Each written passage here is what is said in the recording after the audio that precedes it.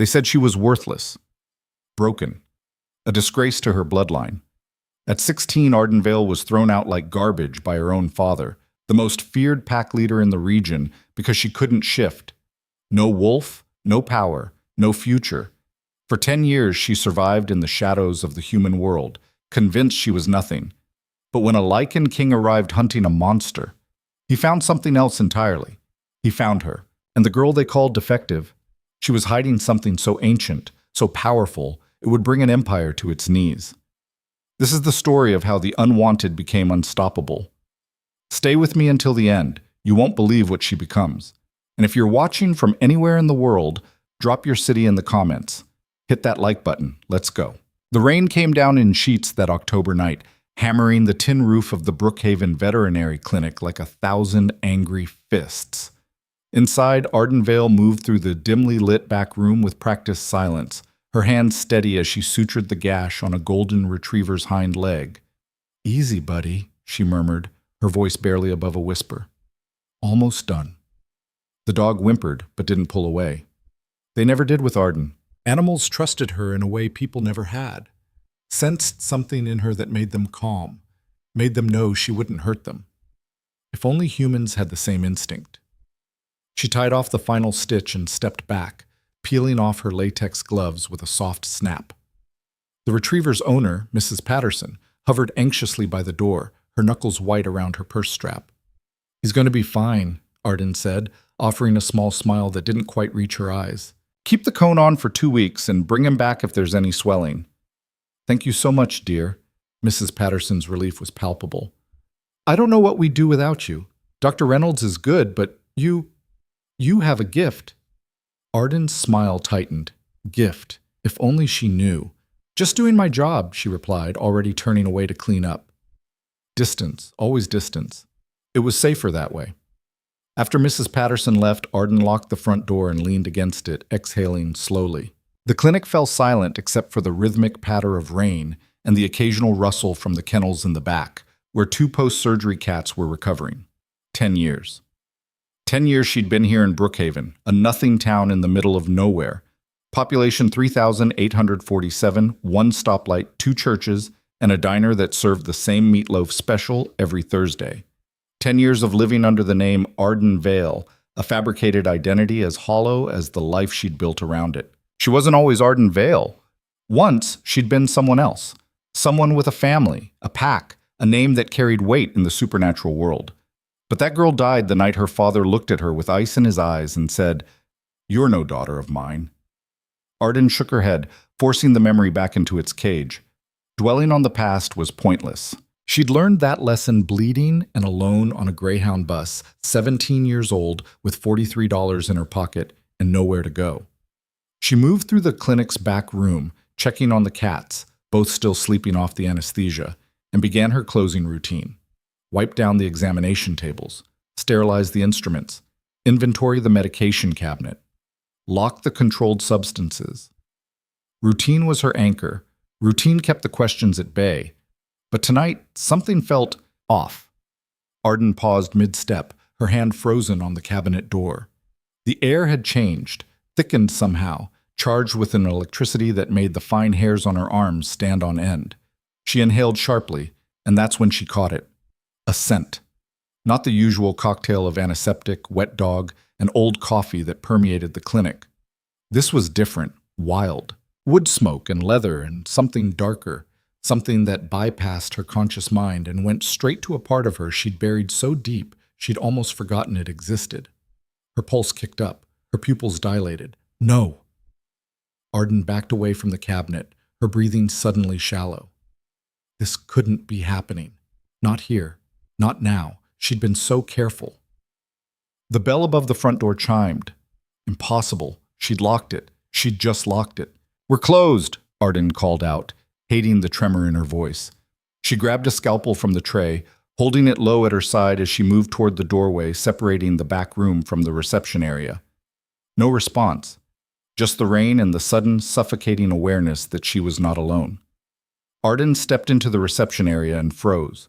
A man stood by the front desk, dripping rainwater onto the worn linoleum. Tall, at least 6'4", with broad shoulders encased in a black leather jacket that looked like it cost more than her monthly rent.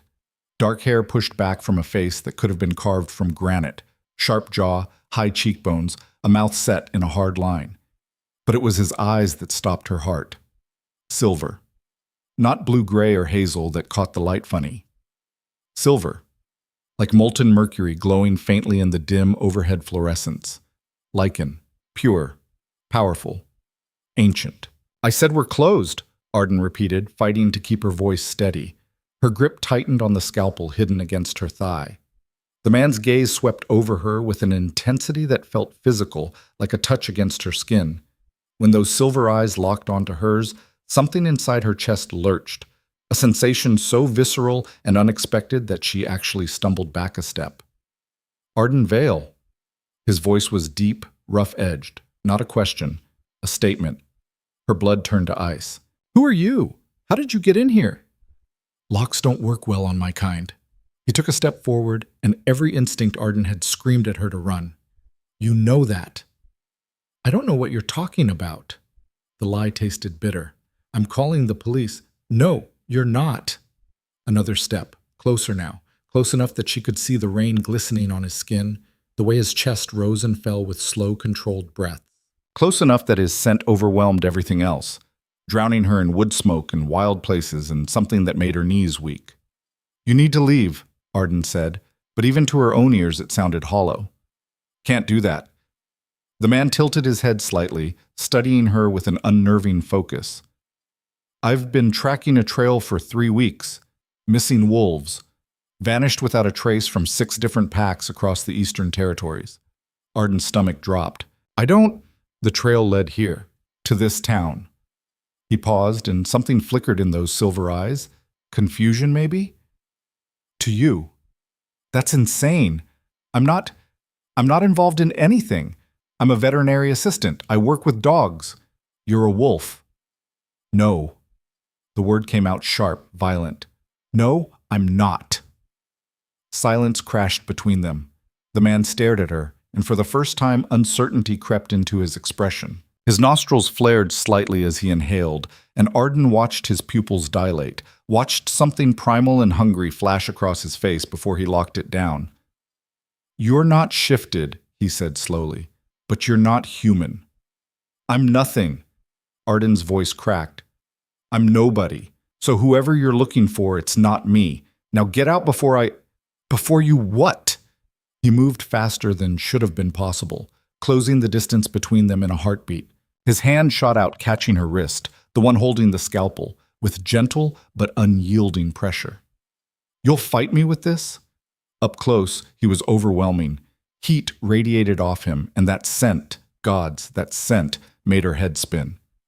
"Let go," Arden whispered. "Not until you tell me what you are." His thumb pressed against her pulse point, and she knew he could feel how fast her heart was racing.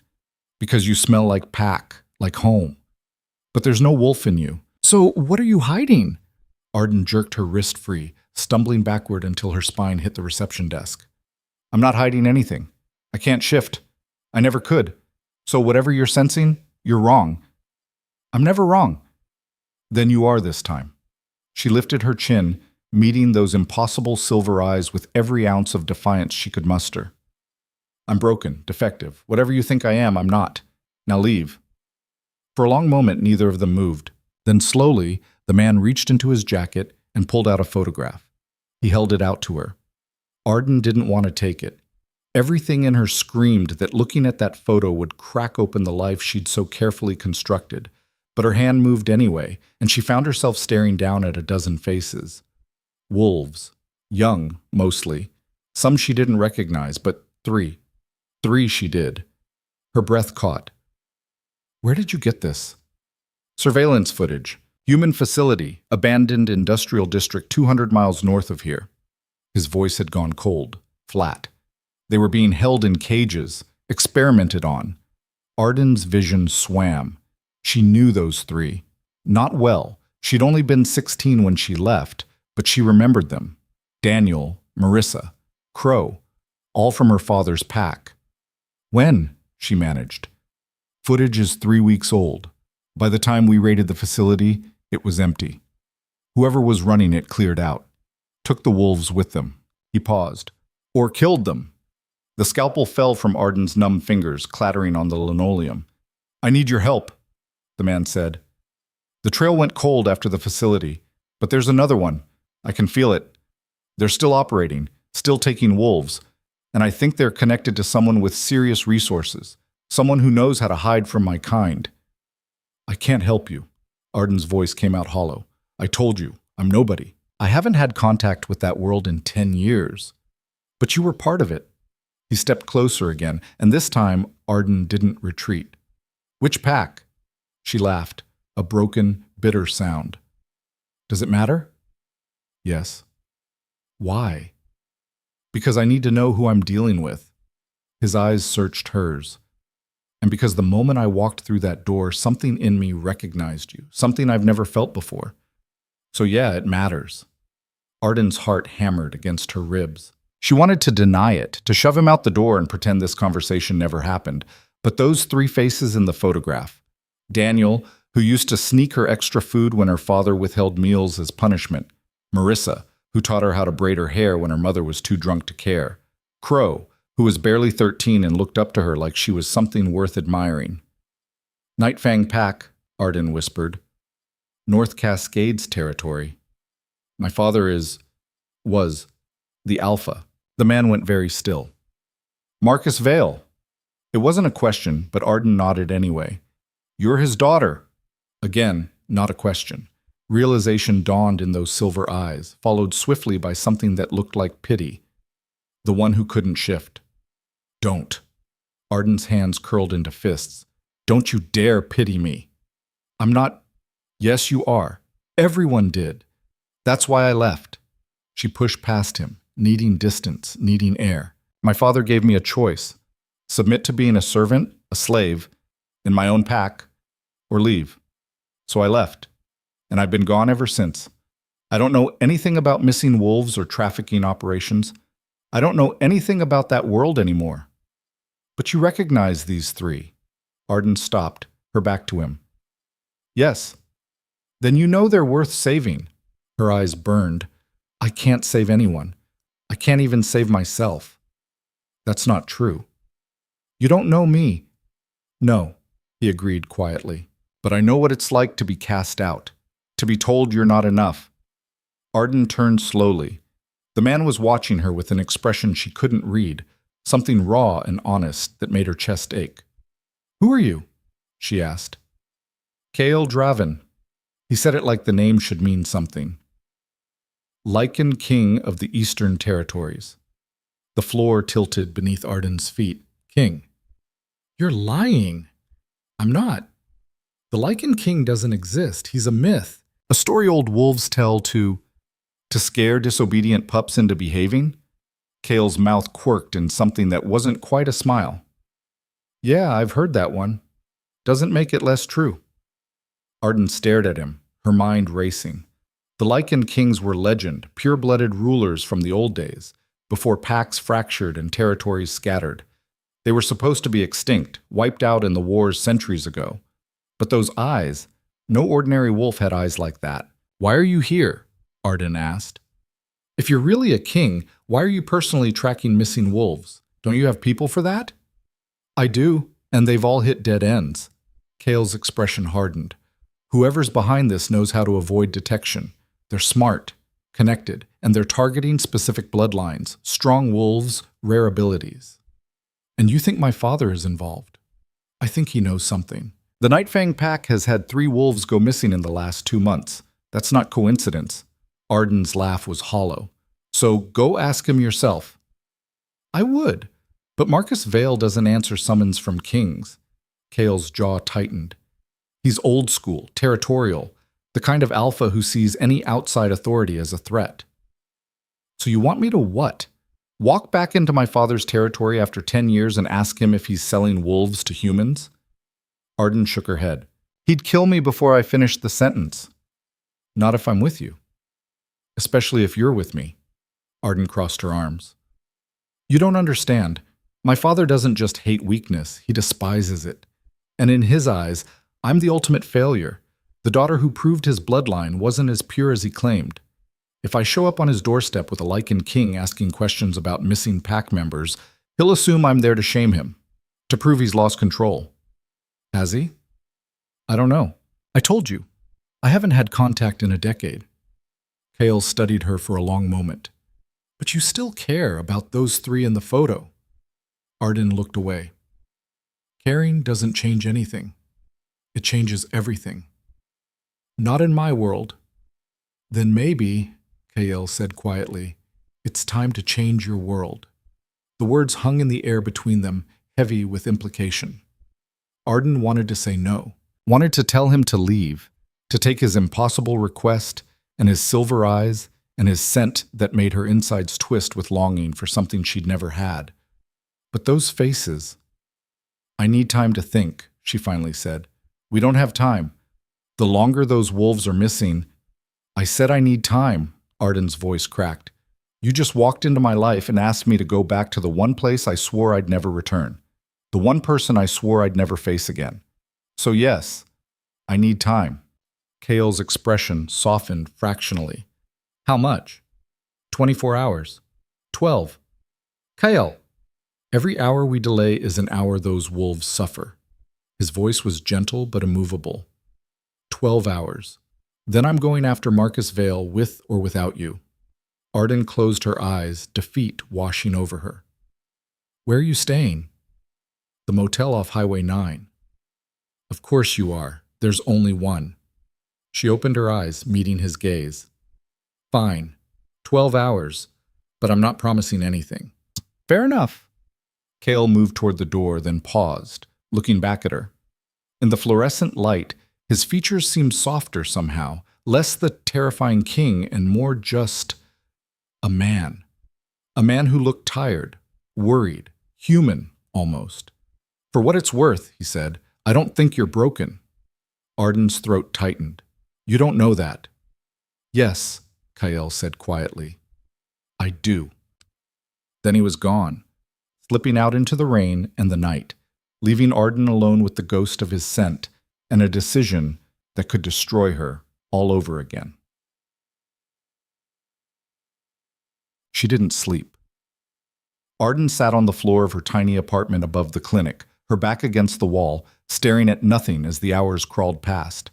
12 hours to decide if she was willing to walk back into hell. The apartment was sparse, a studio with a kitchenette, a bathroom barely big enough to turn around in, and a mattress on the floor that she'd bought used from a Goodwill 3 towns over. No photos on the walls, no personal items, nothing to tie her to a past or anchor her to a future, just existing, just surviving. Is this really living? A voice whispered in the back of her mind. Or is this just a slower kind of dying? Arden pushed to her feet, pacing to the single window that overlooked Brookhaven's main street. The rain had stopped, leaving everything slick and shining under the streetlights. How many nights had she stood here, watching this town sleep, feeling like a ghost haunting someone else's life? Too many. Her reflection stared back at her from the glass, pale skin, dark circles under hazel eyes, brown hair pulled back in a messy braid. She looked tired, defeated, broken. You're no daughter of mine. Her father's voice, cold and final, echoed through her mind. Arden pressed her forehead against the cool glass, fighting back the burn of tears. She'd been 16. Standing in the center of the pack circle, while her father, Alpha Marcus Vale, the most feared wolf in the North Cascades, declared her worthless in front of everyone who mattered. A wolf who cannot shift is not a wolf at all, he'd said, his voice carrying across the clearing like a death sentence. She is human, weak, useless. Arden had begged. Gods, she'd begged him to give her more time, to let her try again, to not give up on her. But Marcus Vale didn't believe in second chances. You have 2 choices, he'd told her, those ice-blue eyes devoid of anything resembling paternal love. Accept your place as Omega, servant to those stronger than you, or leave. I will not have weakness poisoning my pack. She'd chosen to leave, not because she was brave, not because she had some grand plan, but because staying would have killed her, slowly, painfully, one humiliation at a time. So she'd run, and she'd been running ever since. Now Kale Draven, A king she'd thought was a myth was asking her to stop, to turn around and face the monster who'd destroyed her. For wolves she barely remembered, for a world that had rejected her. Arden laughed, the sound bitter in the silent apartment. This is insane. But even as she said it, she knew what her answer would be. Because buried beneath 10 years of carefully constructed apathy, beneath the walls and the distance and the lies she told herself, there was still a part of her that remembered what it felt like to belong, to be seen. And Daniel, Marissa, and Crow had seen her, had treated her like she mattered, even when her own father couldn't be bothered to look at her. If there was even a chance they were still alive. "Damn it," Arden whispered. She knew what she had to do. The realization didn't bring peace, just a bone-deep exhaustion and the certainty that whatever happened next would break her all over again. But maybe, just maybe, she'd finally break in a way that set her free. At dawn, Arden stood outside the Highway 9 motel, staring at room 7. She'd showered, changed into jeans and a faded black hoodie, and pulled her hair into a tight ponytail. Her backpack, containing everything she owned that mattered, which wasn't much, hung from one shoulder, just in case. Before she could second-guess herself, she knocked. The door opened immediately, and Kyle stood there looking far too alert for someone who'd presumably gotten as little sleep as she had. He'd changed out of the leather jacket into a simple black t-shirt that did absolutely nothing to hide the corded muscle beneath. Silver eyes locked onto hers, and something in his expression shifted. Relief, maybe? "You came," he said. "Don't make me regret it." Arden pushed past him into the room, needing the distance. "I have conditions." "Name them." "First, if my father tries to hurt me, you intervene. I know I'm nothing to your world, but I need to know I'm not walking into a death trap." "You're not nothing." Kale's voice was quiet but firm. "And yes, I won't let him hurt you." "Second, once this is done, once we find out what happened to those wolves, I'm gone. Back to my life. No strings, no obligations." Something flickered in Kyle's eyes, but he nodded. "Agreed." "Third," Arden hesitated, then forced herself to continue. "You don't tell anyone what I am, or rather, what I'm not. The broken wolf who couldn't shift stays buried. I need your word." "You have it." Arden exhaled slowly. "Okay, then let's get this over with. We leave in 20 minutes. I have 2 of my wolves meeting us at the territory border." "Your wolves?" "My guards, Theron and Mira." Kale moved to a duffel bag on the bed, pulling out weapons, knives mostly, and what looked like a compact crossbow. "They've been tracking the trafficking operation from a different angle. Haven't had much more luck than I have." Arden watched him arm himself with practiced efficiency. "You really think my father's involved?" "I think he knows something." Kale strapped a knife to his thigh. Whether he's actively participating or just turning a blind eye remains to be seen, but either way, I need answers. "And if he refuses to talk?" Kale's smile was all teeth. "He won't." "You don't know my father." "No," Kale agreed, those silver eyes meeting hers. "But he doesn't know me either. And I'm done playing nice with alphas who think they're above the law." There was something in his voice, a darkness, a promise of violence, that should have scared Arden. Instead, it made her feel safer than she had in years. "What is wrong with me?" "Come on," Kyle said, slinging the duffel over his shoulder. "We've got a 6-hour drive ahead of us." Arden followed him out into the early morning light, her heart pounding. She was going home. After 10 years of running, of hiding, of pretending to be someone she wasn't, she was going home. And she had no idea if she'd survive it. They drove north in silence. Kale had a truck, black, obviously, because apparently Lycan Kings had a thing for dramatic aesthetics, with tinted windows and seats that smelled like leather, and that damned wood smoke scent that made Arden's head spin. She kept her face turned toward the window, watching the landscape change from flat farmland to rolling hills to the dense forests of the Cascades. Familiar. Too familiar. "You okay?" Kyle's voice broke the silence. "Fine." "You don't look fine." Arden glanced at him. "What do you want me to say? That I'm terrified? That every mile closer to that territory makes me want to jump out of this truck and run?" Yeah, actually, that'd be honest. Honesty's overrated. Kale's mouth twitched. Is it? In my experience? Yes. Arden looked back out the window. Honesty just gives people ammunition to hurt you. Not everyone. Enough people. They lapsed back into silence, but it felt different now. Less hostile, more understanding? Arden hated it. Understanding meant connection. Connection meant vulnerability. And vulnerability meant pain. She'd learned that lesson too well to forget it now. 2 hours into the drive, Kyle pulled off at a rest stop. Bathroom break, he said.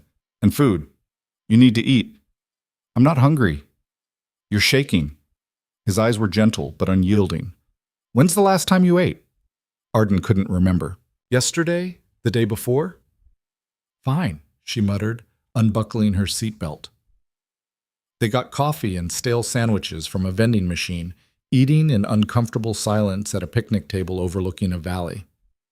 Can I ask you something? Kyle said finally. Can I stop you? Probably not. He took a sip of truly terrible coffee. Why didn't you fight back? Arden stiffened. What? When your father cast you out. Why didn't you challenge him? Demand he give you more time? I did beg for more time. He refused. That's not what I meant.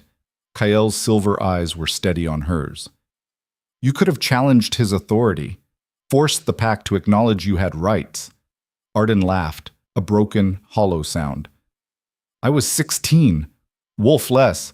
What rights did I have? Human rights, if nothing else. Your father couldn't just throw you out without violating... You really don't understand, do you? Arden cut him off, her voice hard. In my father's pack, might makes right. Always has. If you can't shift, you can't fight. If you can't fight, you don't matter. It's that simple. It's barbaric. It's reality. Arden crushed her coffee cup, the cheap plastic cracking in her fist. Not all packs operate like yours, King Draven. Some of us grew up in places where weakness meant death, where questioning the Alpha's word was the fastest way to get your throat ripped out. Kale was quiet for a long moment. I'm sorry, he said finally. Don't be. It made me stronger. Did it? Or did it just teach you to accept less than you deserve? The question hit like a physical blow. Arden stood abruptly, tossing the remains of her sandwich in the trash. We should go. We're wasting time. Kale didn't argue, just followed her back to the truck, those knowing silver eyes seeing far too much. Well, they crossed into Nightfang territory just after noon. Arden felt it the moment they passed the border. A prickle along her skin, a tightening in her chest, a whisper of wrong, wrong, wrong that made her want to throw herself out of the moving vehicle. Easy, Kyle murmured, and she realized her hands were clenched white-knuckled on the door handle. Breathe. I can't do this, Unc. The words came out strangled. Kale, I can't. Yes, you can. His hand covered hers, warm, solid, real. You're not alone. I'm right here. Arden focused on that touch, on the steady pressure of his palm against her trembling fingers, and forced air into her lungs. In, out, in, out. There, Kyle's thumb traced a slow circle on the back of her hand. You're okay. I'm really not. Then fake it until you are. Despite everything, Arden felt her mouth twitch. Solid advice from a king. I'm full of wisdom. His hand squeezed hers once before releasing. We're meeting Theron and Mira at the old logging road. From there, it's another hour to your father's compound. Arden nodded, not trusting her voice. The truck wound deeper into the forest, following roads that had been little more than dirt tracks 10 years ago, and somehow looked even worse now. Finally, Kale pulled into a clearing where another vehicle waited, a sleek SUV with two figures leaning against it. Theron was massive, easily Kyle's height, but broader, with shoulders that looked like they could carry small buildings. His hair was buzzed short, and a scar ran from his left eyebrow to his jaw. Mira was his opposite, compact and lean, with long black hair in a braid and eyes that missed nothing. Both of them straightened as Kyle got out of the truck, their expression shifting to something between respect and wariness. Your Majesty, Theron said, inclining his head. Cut the formality. Kale gestured for Arden to join them. This is Arden. She's going to help us get inside. Mira's gaze swept over Arden, sharp and assessing. She's Marcus Vale's daughter. Not a question, statement of fact. Yes, Arden said, lifting her chin. Problem? Not yet. Mira's smile was all edges. Let's hope it stays that way. Mira, Kale's voice carried a warning. Just saying what we're all thinking. Mira pushed off the SUV. Marcus Vale is a bastard. If his daughter's anything like him, she's not. Kale's tone was final. And we're wasting time. Theron, what'd you find? Theron pulled out a tablet, tapping through images. Security footage from another abandoned facility. This one's closer, about 50 miles west of Vale's territory. Same setup. Cages, medical equipment, traces of wolf scent. How fresh? Arden asked. 3 days, maybe 4? Theron looked at her with something like grudging respect. Someone's moving fast, hitting facilities, relocating the wolves before we can track them. Which means they have inside information, Kale said grimly. Someone's tipping them off. Or multiple someones. Mira crossed her arms. This operation's too coordinated for one rat. Arden's stomach churned. You think there's a network? I know there's a network. Kale's jaw was tight. Question is, how deep does it go? And who's at the top? No one had an answer for that. Come on, Kale finally said. Let's go see what Marcus Vale has to say. The compound hadn't changed. Arden stood at the tree line, staring at the sprawling complex of cabins and outbuildings that made up Nightfang Pack's headquarters, and felt like she'd stepped through a portal in time. Same wooden structures, same training grounds, same central hall where her father held court. Even the smell was the same, pine and earth, and the musk of too many wolves living in close quarters. Arden? Kyle's voice was gentle. You ready? No. Yes, she lied. They walked forward, Kyle slightly ahead, Theron and Mira flanking them, and Arden kept her eyes on the ground, her heart hammering so hard she thought it might crack a rib.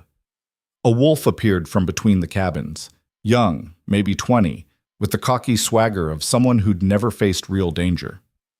State your business, he demanded, then froze as he got a good look at Kyle. I'm here to see Alpha Vale, Kale said, his voice mild.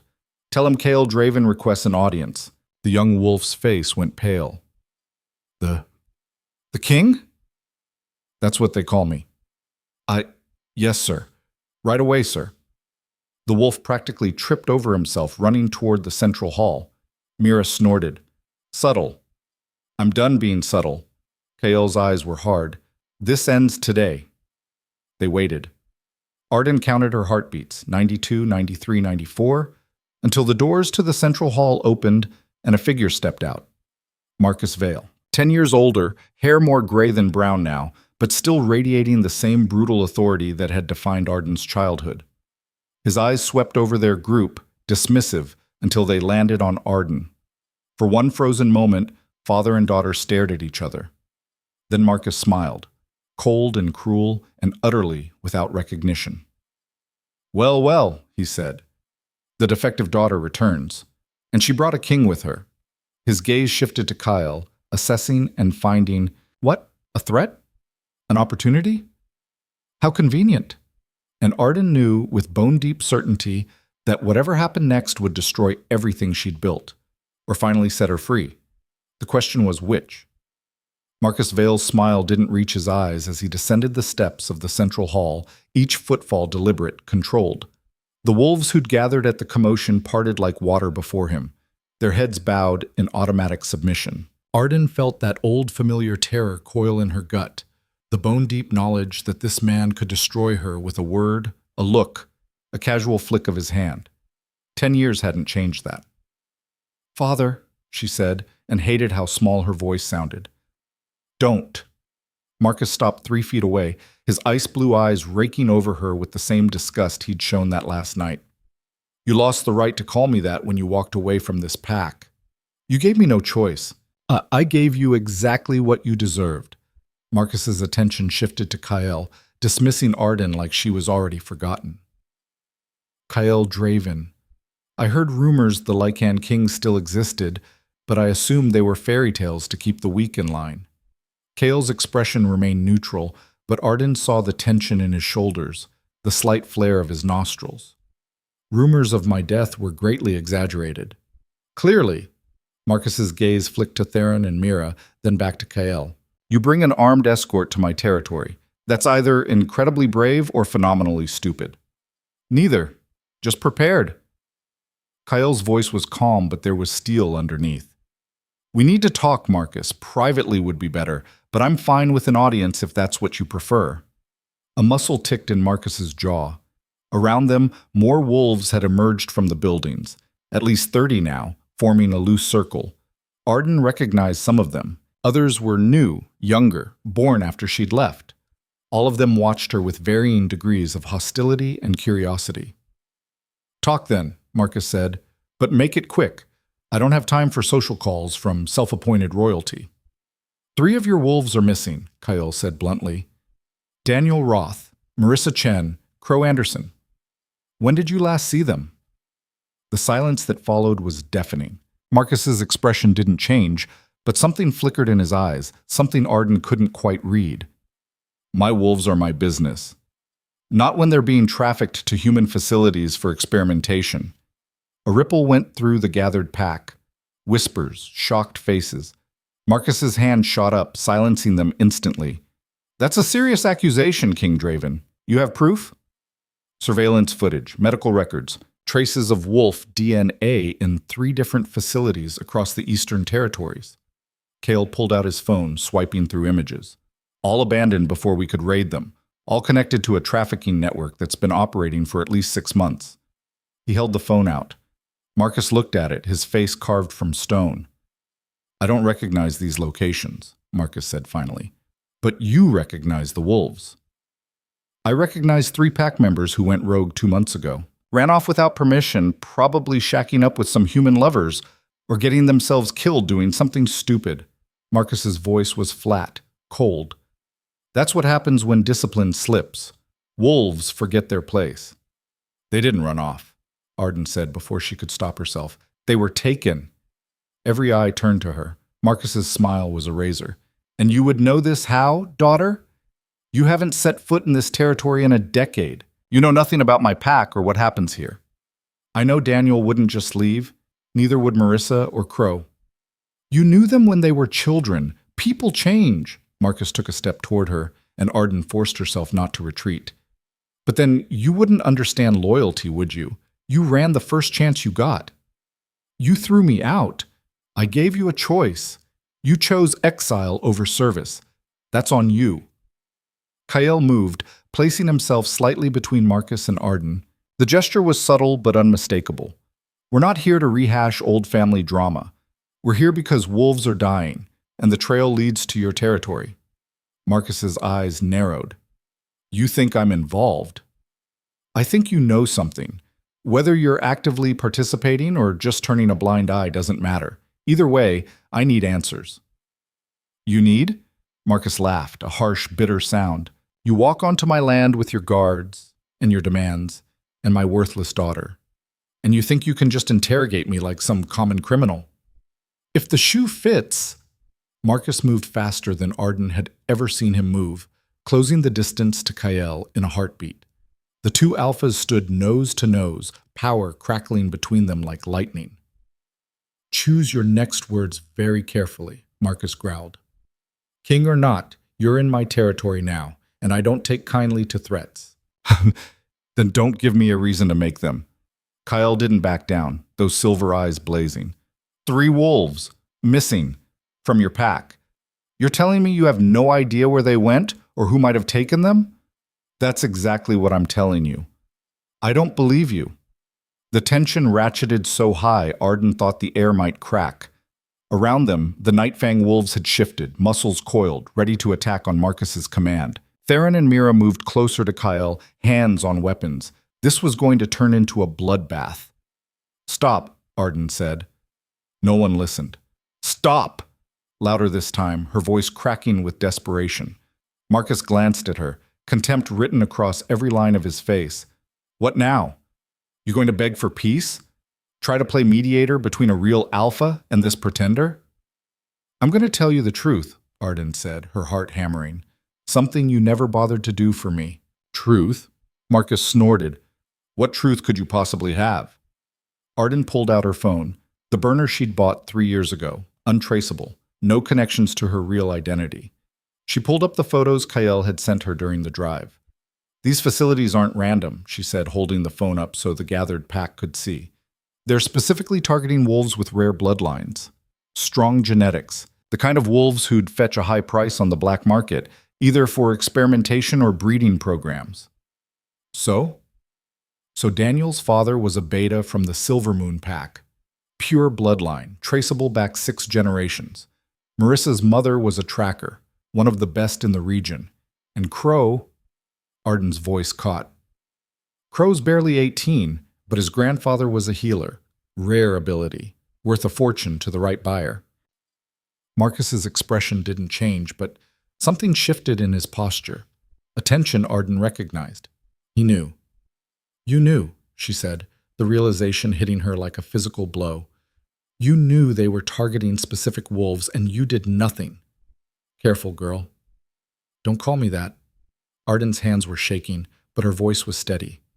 You cast me out because I was weak, useless, not worth your time or protection. But these 3? They were valuable, they mattered, and you still didn't protect them. I protect wolves who can protect themselves.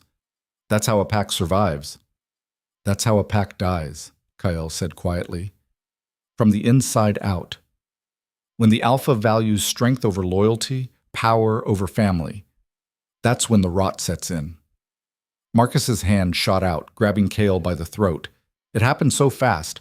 One moment they were talking, the next Marcus had Kyle pinned, claws extending, silver eyes meeting ice blue in a battle of wills. Theron and Mira surged forward, but Kyle held up a hand, stopping them. Go ahead, Kale said, his voice rough but unflinching. Kill a king. See what happens. You're not my king. No, but I'm a king who gives a damn about wolves being sold like cattle. Can you say the same? For a long, terrible moment, Marcus held him there. Then he released Kyle with a shove that sent him stumbling back a step. You want answers? Fine. Marcus's voice was venomous. Yes, I knew wolves were going missing. Yes, I knew it was happening across multiple territories. And yes, I knew they were targeting specific bloodlines. The admission sent shockwaves through the gathered pack. Why didn't you do anything? Mira demanded. Because whoever's running this operation has serious backing, the kind of backing that can make entire packs disappear if they get too nosy. Marcus's eyes were hard.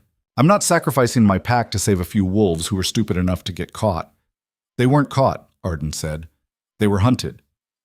Same difference. No, it's really not. Arden stepped forward, past Kyle, past the safety of his presence. You're a coward, Marcus. You always have been. You hide behind this facade of strength and dominance, but the truth is you're terrified. Terrified of anything that might challenge your authority. Anything that might prove you're not as powerful as you pretend to be. Marcus's eyes went cold. You think you can speak to me that way? I think I already am. Arden's voice was shaking, but she kept going. And I think you know I'm right. Because if you were really strong, really confident in your power, you wouldn't have thrown out your own daughter for something she couldn't control. You wouldn't turn your back on pack members being tortured because you're too scared to fight. Arden, Kale's warning came too late. Marcus backhanded her so hard she went flying, crashing into the dirt with a force that knocked the air from her lungs. Pain exploded across her face. Blood filled her mouth. Kyle was on Marcus in an instant, moving with inhuman speed, slamming him into the ground. Silver eyes blazed with a fury Arden had never seen, power radiating off him in waves that made the other wolves cringe back. Don't! Kale snarled, his hand around Marcus's throat, claws drawing blood. Ever touch her again. Or what? Marcus choked out. You'll kill me? Go ahead. See how fast my pack rips you apart. But the Nightfang wolves weren't moving. They stood frozen, torn between ingrained obedience to their alpha and the primal instinct that recognized true dominance. And Kale Draven was dominant. I don't need to kill you, Kale said softly. I just need to make you irrelevant. He released Marcus and stood, turning to face the gathered pack. When he spoke, his voice carried across the clearing with absolute authority. Wolves of Nightfang. Your alpha has failed you. He's allowed pack members to be taken, sold, tortured, and done nothing. He values territory over family, power over loyalty. That is not leadership. That is tyranny. You have no right, Marcus started. I have every right. Kael's silver eyes swept the crowd. By ancient law, any alpha who abandons his duty can be challenged, not just by pack members, but by any Lycan of royal blood. Marcus went very still. You wouldn't dare. Try me. The air between them crackled with tension so thick Arden could taste it. She pushed herself up onto her elbows, spitting blood, watching this unfold with a strange sense of detachment. Her face throbbed. Her ribs ached. But none of that mattered because she was watching her father, the man who'd defined fear and power for her entire childhood, face someone who didn't flinch, someone who saw through his bullshit and called him on it. You want to challenge me? Marcus said slowly. Fine, but not here, not now. We do this properly. Full moon, witnessed by all packs in the region. Winner takes my territory and my pack. No, Arden said. Both alphas looked at her. She got to her feet, swaying slightly, her vision swimming. No challenge. No fight for territory. That's not what this is about. Stay out of this, Marcus started. This is about those three wolves, Daniel, Marissa, and Crow. They're still alive, I know they are. And instead of standing here measuring dicks, we should be finding them. She's right, Theron said quietly.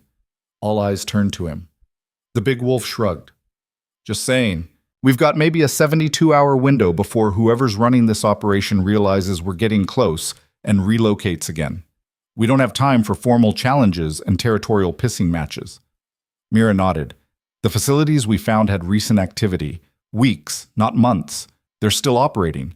Still moving wolves through the network. Kael turned to Marcus. You know something. I can see it in your face. So here's the deal. You tell us what you know, help us find these wolves, and I walk away. No challenge. No interference with your pack. And if I refuse, then I make good on my threat. Challenge you. Strip your authority. And spend the next month digging through every secret this pack has until I find what I'm looking for. Kael's smile was razor sharp. Your choice, Alpha Vale. Marcus was silent for a long moment, jaw working, hands clenched into fists. Finally, there's a human, broker. Goes by the name Silas Quinn. Arden's blood went cold. She knew that name. Everyone in the supernatural underworld knew that name. Silas Quinn. The most dangerous human alive when it came to trafficking supernatural creatures. He dealt in everything, wolves, vampires, fae, anything with power that could be bought and sold. Quinn's been operating in this region for about 8 months, Marcus continued, his voice flat. Approached me 3 months ago with an offer. Said he had buyers interested in premium stock, pure bloodlines, rare abilities, young and strong. And you told him to go to hell, Kael said. Right? Marcus's silence was damning. You sold them, Arden whispered. You sold your own pack members to that monster. I sold volunteers, Marcus snapped. Wolves who were willing to take the risk for a cut of the profit. Volunteers? Arden's laugh was broken. Daniel was 19. Marissa had a daughter. Crow was a child. What could Quinn have possibly offered them that was worth freedom? Marcus's eyes were hard. Quinn promised them relocation, new identities, a chance to get out from under pack law and live however they wanted in the human world. Some wolves took that deal. And the ones who didn't? Kael asked quietly. Marcus didn't answer. He didn't have to. Where is he, boss? Kael's voice had gone very, very soft. Where's Silas Quinn? I don't know. He moves constantly. Never stays in one place more than a few days. Marcus pulled out his phone, scrolling through contacts. But I have a number, burner phone. He checks it every 24 hours. Give it to me. Marcus hesitated, then forwarded the contact. Kael's phone buzzed. If you're lying, Kael started. I'm not. Marcus's gaze flicked to Arden, something almost like regret crossing his face before it hardened again. I didn't sign up for torture or experimentation. Quinn said it was relocation, clean and simple. If he lied, if he's doing what you say he's doing, then yeah, I want him stopped too. How noble, Mira said dryly. Marcus's eyes narrowed. Watch yourself, Beta. Or what? You'll sell me to Quinn, too? Before Marcus could respond, Kale held up a hand. Enough. We have a lead. That's what matters. He looked at Arden.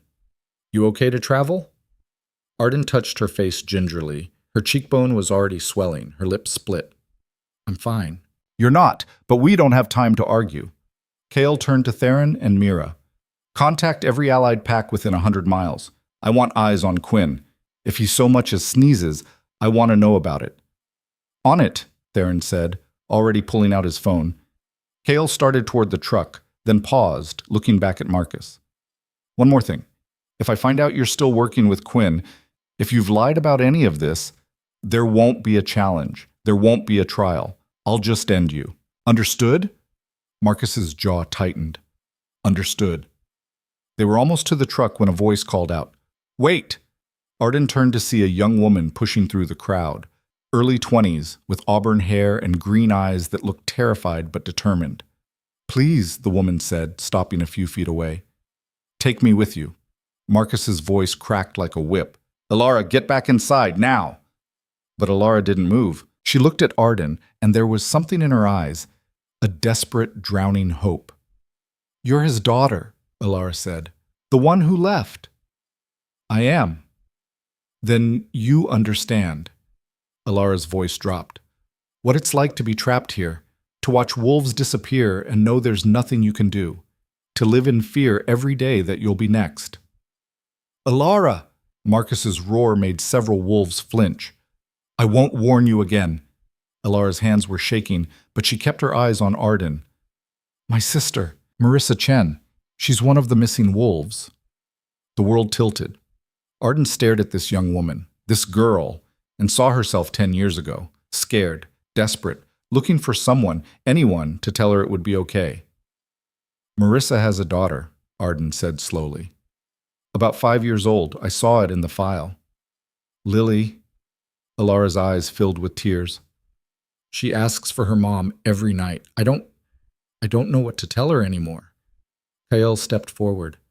Where's the child now? With me. I've been taking care of her since Marissa disappeared. Alara's voice cracked.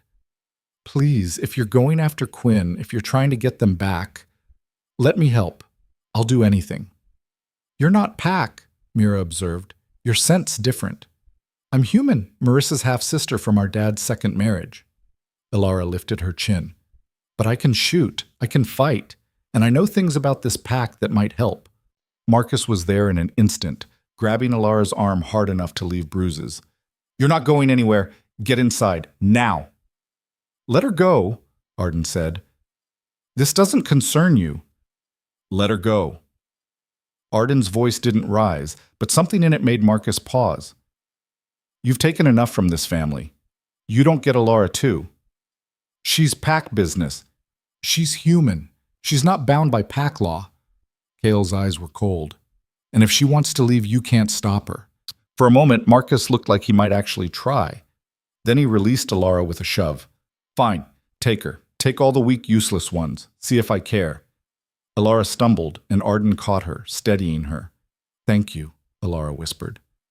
Don't thank me yet. Arden looked at Kael. We're really doing this? Going after Quinn? We're really doing this. Kael's expression was grim.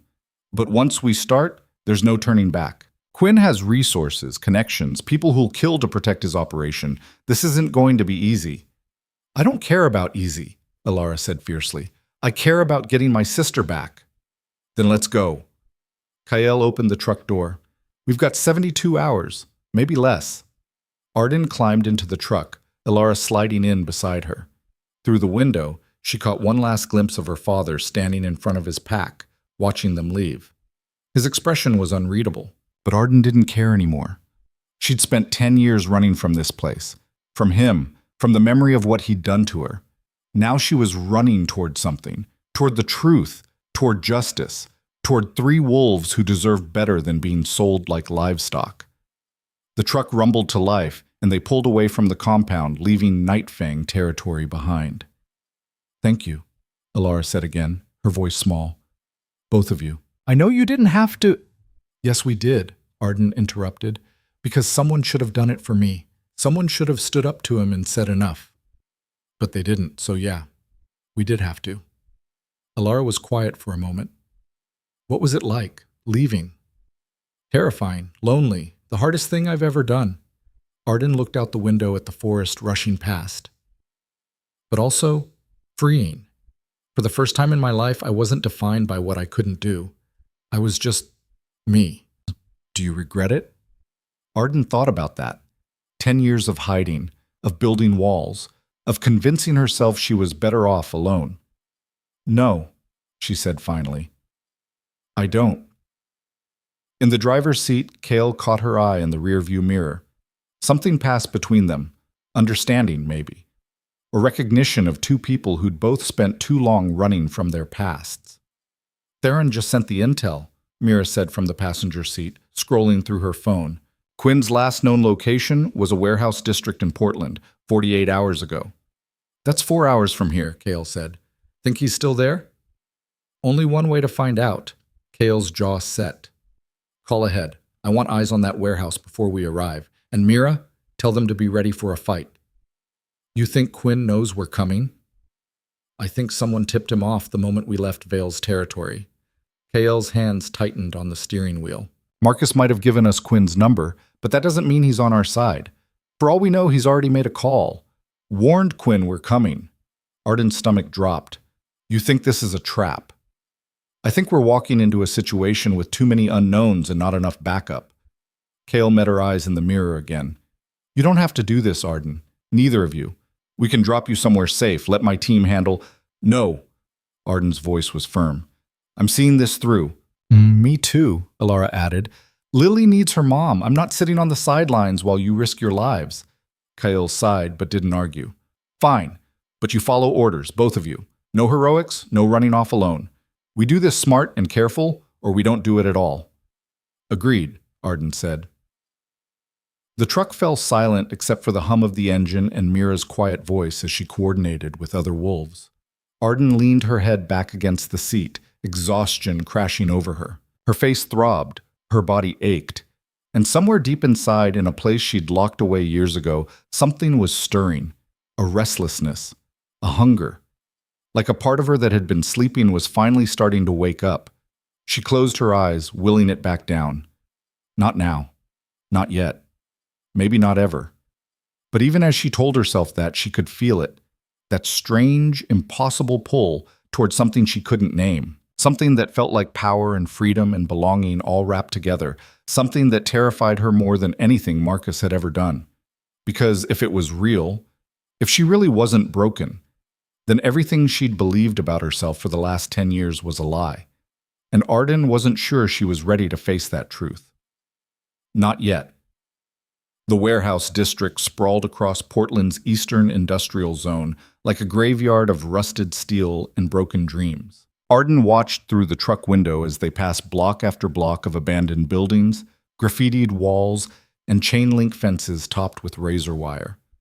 This was where hope came to die. Contacts 3 blocks ahead, Mira said, checking her phone. Says the warehouse Quinn was using is the red brick building on the corner. No movement in the last hour. That's not reassuring. Theron's voice crackled through the speaker. He and his team had arrived 20 minutes earlier, setting up a perimeter. Place is dark. No heat signatures. Either it's empty, or they're masking their presence. Cale's jaw tightened. Any other exits besides the main entrance? Loading dock in the back. Fire escape on the north side. Basement access through a storm drain, but it's grated over. A pause. This smells wrong, boss. Too quiet. Agreed. Cale pulled the truck into an alley 2 blocks away, killing the engine. But we don't have a choice. If there's even a chance those wolves are in there. He didn't finish the sentence. Didn't need to. Arden unbuckled her seatbelt, her hands steadier than they should be. Beside her, Alara was pale but determined, checking the pistol Mira had given her during the drive. You know how to use that? Arden asked quietly. My dad taught me before he died, insisted every woman should know how to protect herself. Alara's smile was thin. Never thought I'd actually need it. Stay close to me, Arden said. And if things go south, run. I know. Alara met her eyes. But I won't. Not without Marissa. Stubborn, brave, probably going to get herself killed. Arden saw too much of herself in this girl. They exited the truck into the cool night air. The smell of oil and decay hung heavy, mixing with something else, something that made Arden's skin prickle. Wolf scent. Faint, but there, as "You smell that?" she asked Kael. His nostrils flared. "Multiple wolves. At least 6, maybe more. Can't tell how fresh."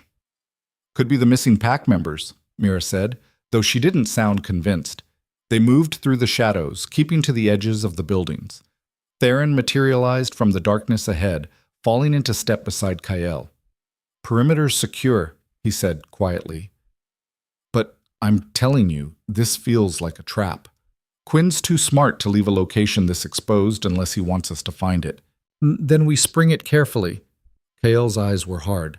"Mira, you and Alara stay outside. Cover the exits. Anyone tries to run, you stop them." "I should go in with you, Shah," Alara started. "No." Kael's voice was final. "You're human. No enhanced healing if things get ugly. You stay with Mira and you follow her orders, non-negotiable." Alara looked like she wanted to argue, but Mira put a hand on her shoulder. "He's right. You'll be more useful out here. Trust me." After a moment, Alara nodded. Kael turned to Arden. "You should stay out here too." "Not a chance." "Arden, those wolves know me. If they're scared, traumatized, they're not going to trust strangers, but they might trust someone from their old pack, even if that someone is the defective daughter." Arden lifted her chin. "I'm going in." Kael looked like he wanted to argue. Instead, he reached into his jacket and pulled out a knife, wicked sharp, balanced for throwing. "Take this." Arden stared at the weapon. "I don't know how to use it. Pointy end goes in the bad guy. You'll figure it out." His expression softened fractionally. "Please, just be careful." Something in his voice made Arden's chest tighten.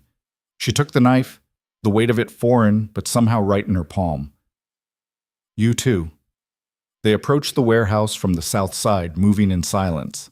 Theron had 2 other wolves with him, a lean woman named Sage and a massive man who went by Ox. All of them moved with predatory grace, weapons ready. The main entrance was a rolling metal door, partially open. The gap was just wide enough for a person to slip through.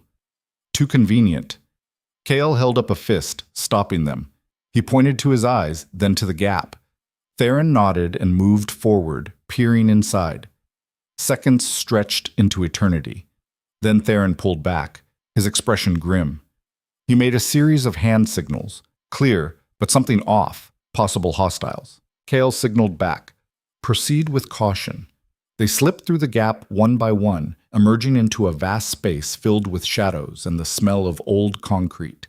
Moonlight filtered through broken windows high above, creating pools of silver light among the darkness. Arden's eyes adjusted slowly.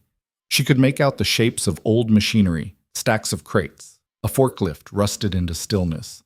And in the center of the warehouse, cages. 6 of them, arranged in a circle, metal bars gleaming dully in the darkness.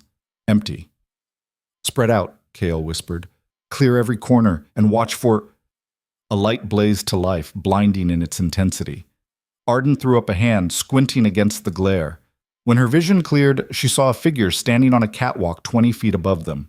Human, male, middle-aged, with gray hair and a suit that probably cost more than Arden made in a year.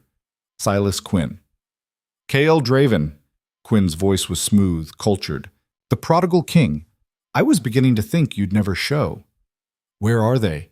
Kael's voice was deadly calm. "Where are the wolves you took?" "Took?" Quinn laughed. "Such an ugly word. I prefer acquired. And as for where they are, well, that depends on which ones you're asking about." He gestured, and more lights came on. The cages weren't empty anymore. In each one, a figure huddled against the bars. Thin, filthy, barely conscious. Wolves. Arden's heart stopped as she recognized them. Daniel, older now, but still with that same gentle face. Marissa, her auburn hair matted with blood. Crow, no longer a child, but not quite an adult. his eyes hollow with suffering, and 3 others she didn't know. Younger, more recent captures. "You bastard," Theron growled. "Careful." Quinn's smile was razor sharp. "I have snipers on every exit. They have orders to shoot anyone who makes a move I don't like. And trust me, I dislike sudden movements." As if to prove his point, red laser dots appeared on each of their chests. Kyle went very still. "What do you want, Quinn?" "What I've always wanted, to make a profit." Quinn began descending the stairs from the catwalk, his movements unhurried. "Do you have any idea what pure-blooded Lycan DNA is worth on the black market? What researchers will pay for a specimen with rare abilities? They're not specimens, they're people. They're merchandise. Very valuable merchandise." Quinn reached the floor, stopping just outside the ring of cages. "But I'm a businessman. I'm willing to negotiate." "There's nothing to negotiate. I beg to differ." Quinn pulled out a phone, tapping the screen. "One phone call and my buyers will be here in 30 minutes. They'll take these wolves and you'll never see them again. They'll disappear into laboratories in countries with no extradition treaties, no oversight, no accountability." Arden felt sick. In the nearest cage, Marissa had lifted her head, her eyes focusing on them with desperate hope. "Or," Quinn continued, "you can make me a better offer. Buy them back, all 6. I'm sure a Lycan King has resources." "You want me to pay you for wolves you stole?" Kale's voice was ice. "I prefer to think of it as a finder's fee." Quinn's smile widened. 2 million, cash. And you get all 6 wolves, healthy and whole. Well, mostly whole. Some of them have been quite resistant to testing. In her cage, Marissa made a sound, half sob, half snarl. Arden's hand tightened on the knife Kale had given her. Every instinct screamed at her to rush Quinn, to bury the blade in his throat and watch him bleed, but those laser dots. "How do I know you'll honor the deal?" Kyle asked. "You don't, but what choice do you have?" Quinn checked his watch. "You have 60 seconds to decide. After that, I make the call and you can explain to their families why you let pride stand in the way of their rescue." "Kyle," Theron said quietly, "we can't trust him." "I know. Even if we pay, he'll just take the money and kill us all." "I know that too." Arden looked at Kyle, saw the tension in his shoulders, the war raging behind those silver eyes. He was actually considering it. 30 seconds, Quinn said cheerfully. In the cages, the wolves were stirring now. Daniel had pulled himself to the bars, his fingers wrapped around the metal. Crow was shaking his head frantically, mouthing something Arden couldn't quite make out. "Don't. It's a trap. Run." But they couldn't run, not without these wolves. 20 seconds. Arden's mind raced. There had to be a way out of this. Something they were missing. Some angle Quinn hadn't covered. The cages were electronic locks. She could see the keypads. The snipers were positioned high, probably in the rafters or on the catwalk. 6 wolves, 5 of them too weak to fight. Alara and Mira outside, unaware of what was happening. Think. 10 seconds, King Draven. What's it going to be? And then Arden saw it. The circuit box on the wall behind Quinn, partially hidden by shadows. Old building, old wiring. One good surge and the whole system would blow, including the electronic locks, including the lights. It was insane, reckless, would probably get them all killed, but it was a chance. Arden didn't let herself think, she just moved. Her hand shot out, grabbing a piece of rebar from the rubble near her feet. In one smooth motion, she hurled it with every ounce of strength she had. It flew through the air in a perfect arc, slamming into the circuit box with a shower of sparks. The lights died. Darkness crashed over the warehouse like a wave. Chaos erupted. Gunfire split the air, muzzle flashes lighting the space in strobing bursts. Arden dropped to the ground, rolling behind a crate as bullets chewed into the concrete where she'd been standing. "Arden!" Kale's roar was fury and fear combined. She couldn't answer, could only crawl toward where she'd seen the cages, praying the locks had failed, praying she hadn't just sentenced those wolves to death. Her hand hit metal, a cage door. Open. Thank everything holy, it was open. Arden pulled herself inside, her hands finding warm fur, a too-thin body trembling against her. "Daniel," she whispered. "It's me. It's Arden. We're getting you out. A whimper. Then a voice, hoarse and broken. Arden? You're real. I'm real. Can you walk? I think so. More gunfire, closer now. Arden heard snarling. Kyle and Theron had shifted, their growls promising violence. Come on! Arden hauled Daniel to his feet, supporting his weight as they stumbled out of the cage. We need to get you to the exit. A hand grabbed her arm, spinning her around. Quinn. Even in the darkness, his eyes gleamed with malicious triumph. He had a gun pressed to Arden's temple before she could even think to resist. Very clever, he hissed. Stupid, but clever. Now call off your wolves, or I paint the walls with her brains. Arden's heart hammered. The barrel of the gun was cold against her skin. Kale, Quinn shouted. I know you can hear me. Stand down or the girl dies. The snarling stopped. Silence, broken only by Arden's ragged breathing and Daniel's whimpering. Then Kyle's voice, cold and deadly. Let her go, Quinn. Not a chance. She's my insurance now. Quinn's grip tightened on Arden's arm. Here's the new deal. You let me walk out of here, and I don't kill her. Simple. You kill her, and you're dead before her body hits the ground. Maybe, but she'll still be dead. Quinn pressed the gun harder. Is that a trade you're willing to make, Your Majesty?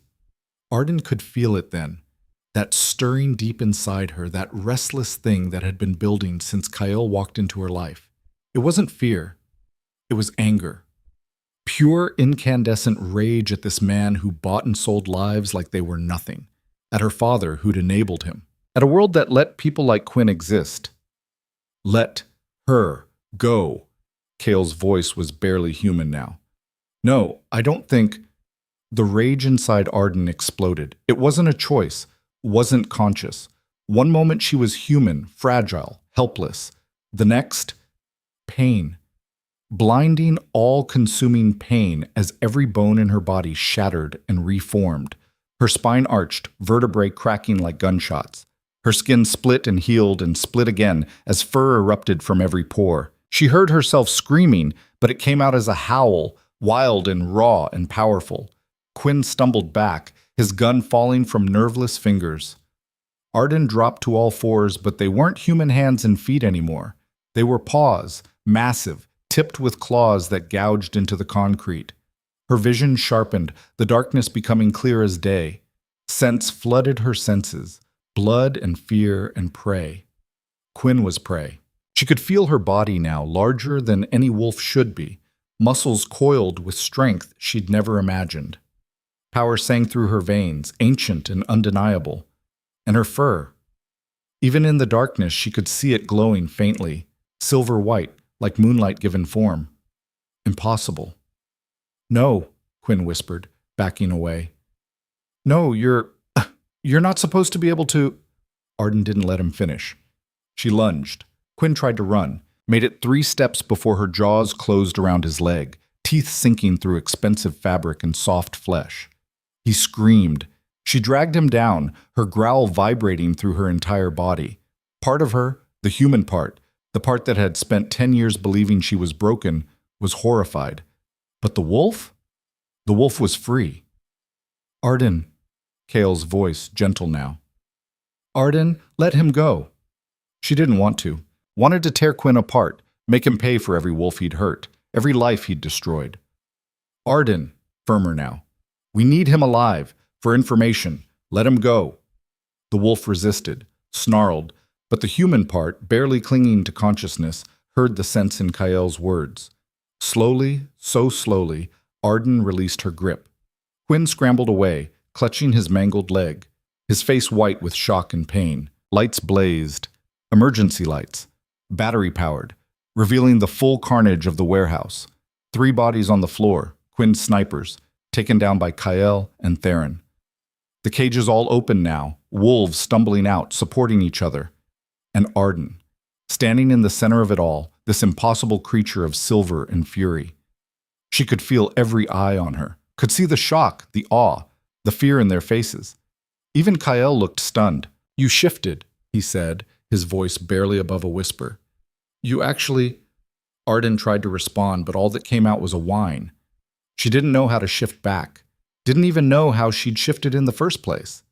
Panic crept in, cold and suffocating. What if I'm stuck like this? What if I can't change back? Easy. Kael moved toward her slowly, hands out, non-threatening. You're okay. I know it's overwhelming, but you're okay. Was she? Because she didn't feel okay. She felt like her entire world had just been turned inside out. The first shift is always the hardest, Kael continued, his voice soothing. But you can control it. I'll help you. Just breathe and focus on your human form. Picture yourself as you were. Arden tried. Closed her eyes and thought about her human body. Small, fragile, unremarkable. Nothing happened. She whimpered again, fear spiking. It's okay. It's okay. Kael was right in front of her now, close enough to touch. It takes time. You're doing great. Just keep breathing. Behind him, Theron was securing Quinn with zip ties while Sage and Ox helped the rescued wolves toward the exit. Marissa had collapsed, sobbing, as someone, Daniel maybe, held her. The warehouse was chaos and relief and confusion all mixed together, and Arden was stuck in a body that didn't feel like hers, unable to speak, unable to explain. This was supposed to be impossible. I can't shift. I never could. So what the hell is happening? Arden. Kael's hand touched her muzzle, gentle and warm. Come back. I know you're scared, but you can do this. Come back to me. His scent washed over her, wood smoke in wild places and something that made the wolf inside her calm. Safe. He's safe. Arden focused on that feeling, that certainty, focused on the hand on her fur and the silver eyes looking at her with something that might have been wonder, and slowly, painfully, she felt her body begin to change again. The shift back was worse than the shift forward, every bone grinding back into place, every muscle screaming in protest. Her fur receded, her claws retracted, her vision dimmed back to human normal. She collapsed, naked and shaking, onto the cold concrete. Kyle caught her before she hit the ground, wrapping her in his jacket, holding her against his chest. I've got you, he murmured. You did it. You're okay. Arden couldn't speak, could barely breathe. Her entire body felt like one giant bruise, but she was human again. How? The question echoed in her mind, unanswerable. Kael! Theron's voice was urgent. We need to move. Someone heard the gunshots. Police will be here in minutes. Get the wolves to the vehicles, now! Kael lifted Arden like she weighed nothing, cradling her against him. What about Quinn? Conscious but not going anywhere. Want me to bring him? Yes. We're not done with him yet. Arden's vision swam as Kael carried her through the warehouse. She caught glimpses of the rescued wolves, gaunt faces, hollow eyes, bodies marked with the evidence of torture. But alive. They were alive. Outside, Mira and Alara were waiting, weapons drawn. Alara's face crumpled when she saw Marissa being carried out. Oh, thank... Her voice broke. She rushed forward, taking her sister's hand. Marissa, can you hear me? It's Alara. You're safe now. Marissa's eyes fluttered open. Lily? She's okay. She's safe. She's waiting for you. Tears streamed down Alara's face. We're going to get you home. Kael lowered Arden into the truck, wrapping her in blankets someone had pulled from the emergency kit. She was dimly aware of engines starting, vehicles pulling away into the night. What? Her voice came out as a croak. What happened to me? Kael's expression was complicated. Shock, pride, fear, something else she couldn't name. You shifted, he said simply. Your wolf finally woke up. But I couldn't. For 16 years, I couldn't. I know. He brushed hair back from her face, his touch impossibly gentle.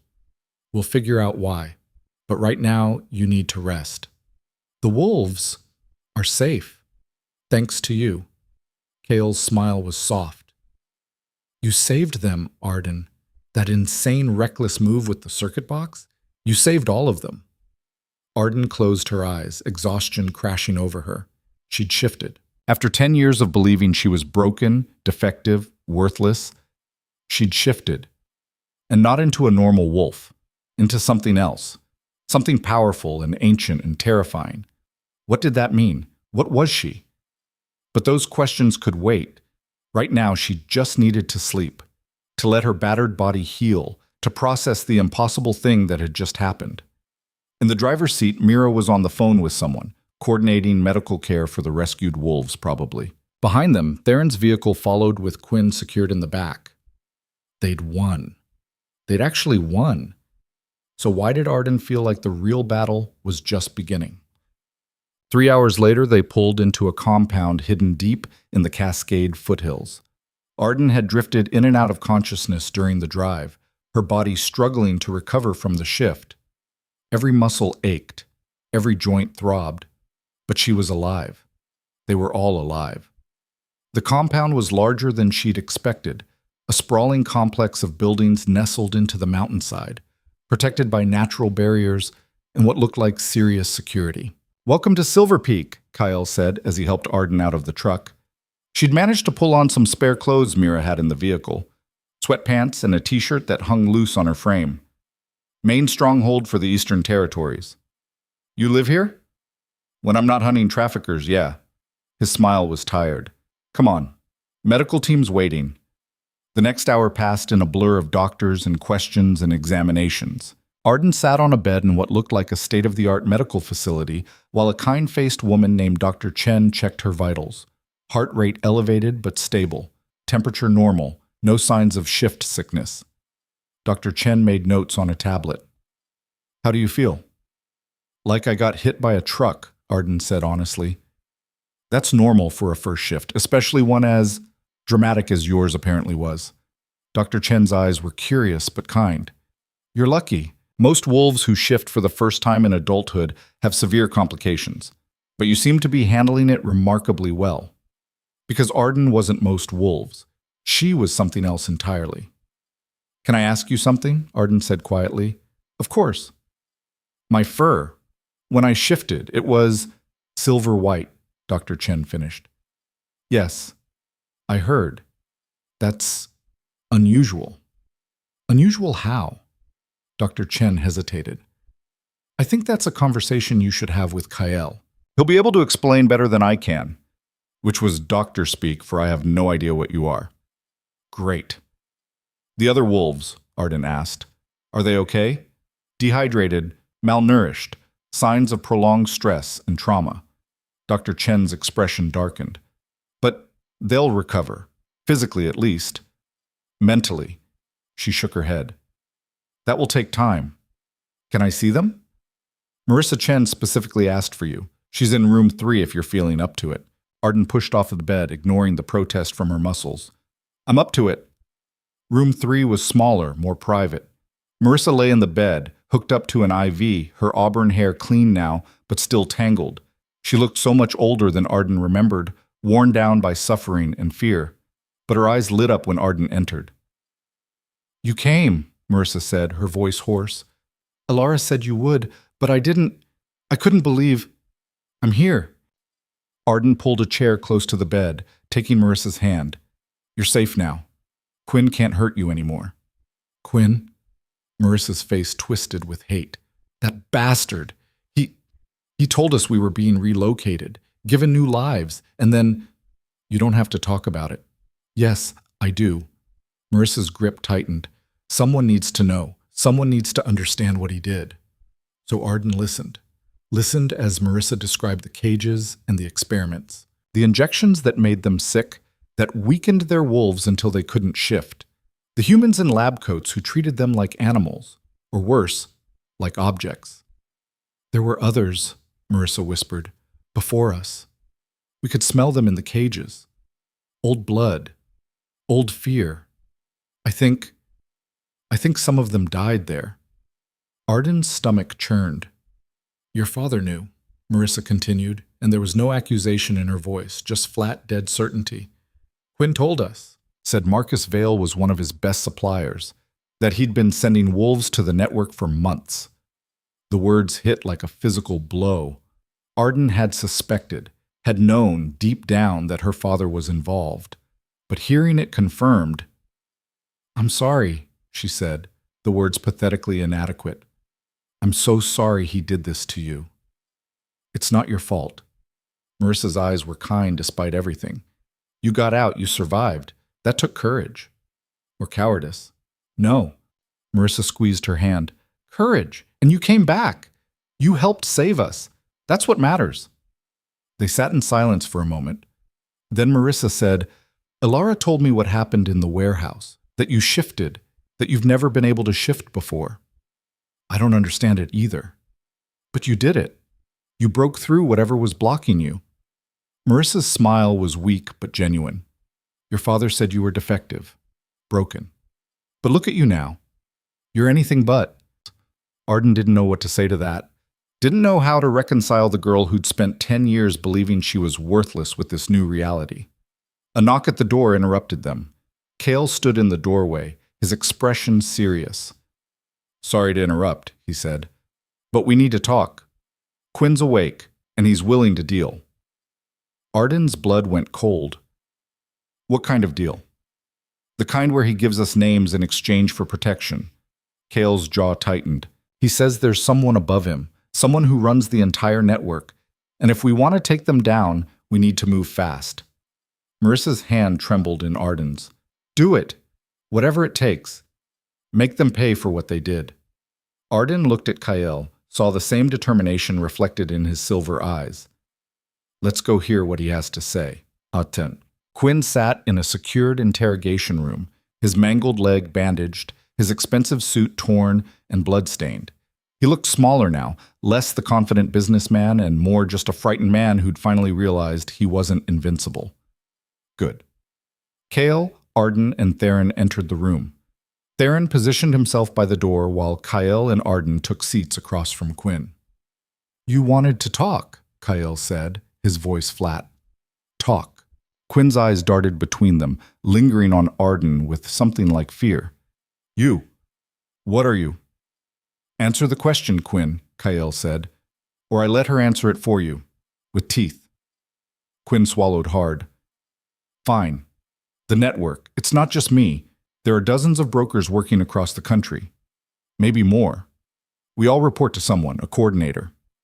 Name. I don't know their real name. We call them the Collector. Quinn's hands trembled. They're the one who sources the buyers, who arranges the logistics, who makes sure none of us can be traced. How do you contact them? Encrypted messages?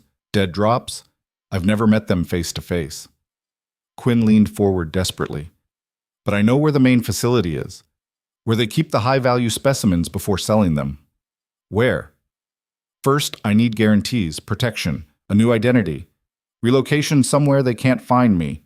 Kyle's smile was all teeth. You're not in a position to negotiate. Well, then you won't get what you need. Quinn's eyes hardened. The Collector has resources you can't imagine. Political connections, money, power. If they find out I talked, I'm dead. Worse than dead. You should have thought about that before trafficking innocent wolves. I'm a businessman. I saw an opportunity. Arden was across the table before she knew she'd moved, her hand wrapped around Quinn's throat, slamming him back against the chair. Those people you sold? Her voice was low, dangerous. They have names, families, lives that you destroyed. So no, you don't get guarantees, you don't get protection. You get to tell us everything you know, and maybe, we don't let the families of your victims have 5 minutes alone with you. Quinn's face turned purple. His eyes bulged. Arden, Cale said quietly. Let him breathe. She didn't want to. Wanted to squeeze until something broke. But she released him, stepping back, her hands shaking. Quinn gasped for air, clutching his throat. When he spoke again, his voice was a rasp. Montana, abandoned mining facility in the Bitterroot Range. That's where the Collector operates. That's where they keep the specimens before auction. How many wolves? Theron asked. I don't know, dozens maybe. The Collector likes to stockpile, waits until they have enough to make a bulk sale worth the risk. Kyle and Theron exchanged a look. When's the next auction? Cale asked. Quinn hesitated. When? 3 days. There's a buyer flying in from overseas, private collector, willing to pay top dollar for rare bloodlines. Quinn's eyes flicked to Arden, especially ones with unusual traits. The pieces clicked together in Arden's mind. They know about me, she said slowly. About what I am. Everyone's going to know after tonight, Quinn said. Word travels fast in our world. A wolf with silver fur. That's worth a fortune. Kale stood abruptly. Get him out of my sight. Lock him down in the secure wing. 24-hour guard. Theron hauled Quinn out of his chair, dragging him toward the door. Wait, Quinn called back desperately. My deal. You'll get a cell and 3 meals a day, Kale said coldly. That's all you're getting from me. The door slammed shut. Silence filled the room. 3 days, Arden said. That's not much time. No, it's not. Kale was already pulling out his phone, typing rapidly. I need to call in reinforcements. Contact allied packs. We can't hit a facility that size with just my team. And if we can't get enough wolves in time? Kyle looked at her, his expression grim. Then we go anyway, because we can't let that auction happen. Can't let the collector sell more wolves. It could be a suicide mission. Probably. His smile was razor sharp. You scared? Arden thought about Marissa in that hospital bed. Daniel, Crow, and the others, broken but alive. All the wolves still trapped, waiting for someone to save them. Terrified, she admitted. But I'm going anyway. Something shifted in Kyle's expression. Pride, maybe. Or recognition. Good, he said quietly. Because I need you. The words hung between them, heavy with meaning that had nothing to do with the mission. Arden's breath caught. Before she could respond, the door burst open. Sage stood there, her face pale. Kyle, we have a problem. What kind of problem? Marcus Vale just showed up at our gates, with 20 armed wolves. Sage's voice was tight. He's demanding to see his daughter. Arden's blood turned to ice. Tell him she's not here, Kale started. He knows she is. And he says if we don't let him in, he'll consider it an act of war. Sage's eyes met Arden's. He brought enforcers, Arden. The kind who don't ask questions. The kind who kill on command. Why? Arden's voice came out strangled. Why now? I think I know, Kyle said grimly. He pulled up his phone, showing a screen. This just hit the underground networks 15 minutes ago. It was a photo of Arden, mid-shift, silver fur glowing in the darkness, power radiating from every line of her body, and beneath it, a caption that made her stomach drop. The Silver Wolf. Unmatched power. Rare bloodline. Auction in 72 hours. Starting bid, $10 million. The collector, Arden whispered. They're after me. And your father knows it. Kyle's expression was dark. Question is he here to protect you or sell you to the highest bidder? Outside, the sound of engines rumbled. 20 wolves, armed and dangerous, and Arden had exactly zero idea whose side her father was on. Arden stared at the photo on Kyle's phone, her face frozen in digital permanence, caught mid-transformation, power radiating from her like she was something out of myth. $10 million. They put a price on her head like she was livestock. I need to see him, she said, her voice steady despite the fear coiling in her gut. Absolutely not. Kale's tone was final. We don't know what he wants. Oh, yes, we do. He wants me. Arden met his eyes. And if I don't go out there, he'll bring those 20 wolves through your gates. People will die. Your people. Then they die. I'm not letting you walk into... It's not your choice. Arden stood, ignoring the protest from her still aching muscles. He's my father. This is my mess to clean up. Arden, besides... She pulled the knife Kyle had given her from where she'd tucked it into her waistband. I'm not the same girl who ran away 10 years ago. I'm not helpless anymore. Something flickered in Kyle's expression, pride mixed with fear, and something that looked almost like pain. At least let me come with you. No, this has to be me and him. No audience, no backup. Arden touched his arm briefly, the contact sending electricity through her skin. But stay close. If things go wrong, I'll be there before you hit the ground, Kyle promised. They walked through the compound together, Sage leading the way. Other wolves emerged from buildings, drawn by the commotion. Word had spread fast. Marcus Vale was at the gates with an army. War was coming. Or worse. The main gate was reinforced steel, 20 feet high, topped with security cameras. Through the bars, Arden could see her father standing in the glow of headlights from 5 vehicles, 20 wolves arrayed behind him like soldiers. He looked older in the harsh light, more gray in his hair, lines around his eyes that hadn't been there before. But his posture was the same, rigid, dominant, unyielding, alpha to his core. "Open the gate," Arden said to the guard. "Miss, I don't think—" "Open it." The guard looked at Kyle, who nodded reluctantly. The gate swung wide with a mechanical groan. Arden walked through alone, her hands empty, her spine straight. Behind her she felt Kale's presence like a tether, close enough to intervene but far enough to give her space.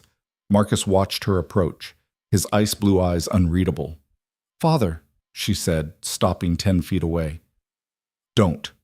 The word was sharp. "I told you before. You don't get to call me that." "Fine. Marcus?" Arden lifted her chin. "Why are you here?" "I think you know why." Marcus pulled out his own phone, showing her the same photo. "This appeared on every major supernatural network an hour ago. My daughter, my defective daughter, suddenly able to shift, with silver fur. Do you have any idea what kind of attention this brings?" "I didn't ask for it." "No, you just broadcast your power to the entire criminal underworld." Marcus's voice was cold. $10 million, Arden. That's what they're offering for you. And every hunter, every broker, every desperate wolf looking to make a fortune is going to come for you. Let them try." "You stupid girl." Marcus took a step forward, and several of Kyle's wolves tensed. "You have no idea what you've done. No idea the danger you've put yourself in. Put my pack in." "Your pack?"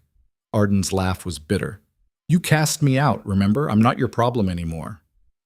"You became my problem the moment that photo went viral, because whether you like it or not, you carry my blood, my name. Every enemy I've made will see you as a way to hurt me." "Then maybe you should have thought about that before you sold wolves to Quinn." The words hung in the air like a grenade with the pin pulled. Marcus's expression went very still. Behind him, some of his wolves shifted uncomfortably. "Careful," Marcus said softly. "You're making accusations you can't prove." "Quinn already confessed, told us everything. How you sent him wolves, how you profited from their suffering." Arden's voice was steady now, fueled by righteous anger. "Marissa's in the medical wing right now. She told me what Quinn said, that you were one of his best suppliers. Marissa Chen is a liar and a traitor who abandoned her pack. She was sold by her pack."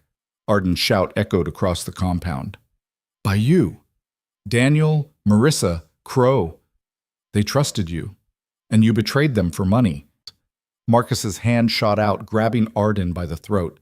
It happened so fast. One moment he was standing still, the next he had her lifted off her feet, claws extending, pressing into her skin. "You know nothing about running a pack," Marcus snarled. "Nothing about the choices an alpha has to make. The sacrifices." He never finished the sentence. Kyle was there, slamming into Marcus like a freight train, tearing him away from Arden and driving him into the ground. The two alphas rolled, each trying for dominance, power crackling between them. But Arden barely noticed, because that rage inside her, the thing that had erupted in the warehouse, was awake, and it wanted blood. She felt the shift coming this time, felt the way her bones began to realign, her muscles preparing for transformation.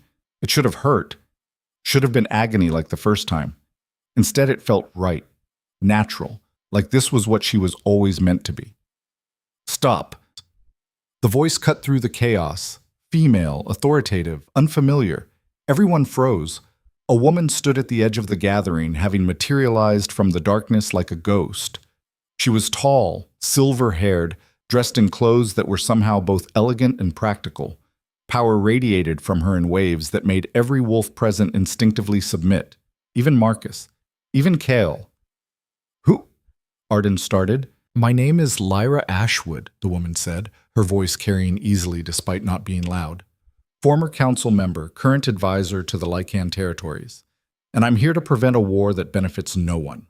She walked forward with measured steps, and wolves parted before her automatically. "Marcus Vale." Lyra's gaze swept over him with thinly veiled contempt. "You're out of your territory and making threats against a ruling king. That alone is grounds for execution." Marcus pushed himself to his feet, wiping blood from his mouth. I'm protecting my interests. Your interests include trafficking pack members to human experimentation facilities. Lyra pulled out a tablet, swiping through documents. I have testimony from 6 rescued wolves, financial records linking you to Silas Quinn, and security footage from 3 different facilities showing wolves from your pack being delivered in cages. The color drained from Marcus's face. So here's what's going to happen, Lyra continued, her tone conversational but deadly. You're going to return to your territory with your wolves. You're going to cooperate fully with the investigation, and you're going to stay very, very quiet while the council decides whether to strip you of your position or simply execute you for treason. You can't. I can, and I will. Lyra's smile was razor sharp. Or you can resist. Try to fight your way out. See how that works for you. Marcus looked around, at his 20 wolves, at Kael's forces, at the woman who just threatened him with execution, calculating odds, weighing options. Finally, he straightened, his expression going carefully blank. The council will hear my side. I'm sure they will, after they review the evidence. Lyra gestured dismissively. Now leave, before I change my mind about letting you walk out of here. For a moment, Arden thought her father might actually try to fight. Then he turned to his wolves. Back to the vehicles. We're leaving. But before he climbed into his truck, Marcus looked at Arden one last time. You think you've won, he said quietly, but all you've done is paint a target on your back. The collector will come for you, and when they do, that pretty silver fur won't save you. Maybe not, Arden held his gaze, but at least I'll face them standing on my own 2 feet, not hiding behind excuses and selling out my own people. Something flickered in Marcus's eyes, anger, regret, maybe even pride, twisted and dark. Then he was gone, engines roaring as the convoy pulled away into the night. Silence fell over the compound. Kael approached Arden, his expression tight with concern. You okay? No. Arden's hands were shaking now that the adrenaline was fading. But I will be. Lyra turned her attention to them, her severe features softening slightly. Arden Vale, or should I say, the Silver Wolf. Just Arden is fine. Well, just Arden. Lyra's smile was genuine this time. You've caused quite a stir in the supernatural community. A wolf who couldn't shift for 16 years suddenly manifesting with rare coloring and apparently significant power. That's the kind of thing that gets people talking. I didn't mean to... Of course you didn't. But intent doesn't change reality. Lyra gestured toward the compound. Walk with me. We need to discuss what happens next. They moved inside, Kael flanking Arden protectively. Theron and Sage followed at a distance, along with several other wolves whose names Arden didn't know yet. Lyra led them to a conference room, sleek, modern, with a massive table and wall-mounted screens showing maps and data feeds. Sit, Lyra said, and it wasn't a request. They sat. Lyra remained standing, her hands clasped behind her back. The collector is real. We've been tracking their operation for 2 years with minimal success. They're smart, careful, and they have connections that run deep into both human and supernatural power structures. How deep? Kael asked. Deep enough that 3 council members have been implicated, 1 senator, and at least a dozen prominent alpha families. Lyra's expression was grim. This isn't just a trafficking ring. It's a systematic dismantling of Lycan autonomy. The collector wants to turn wolves into commodities, property, things to be bought and sold. Arden's stomach churned. Why? Money, power, control. Take your pick. Lyra pulled up images on the screens, facilities, shipping manifests, financial transactions.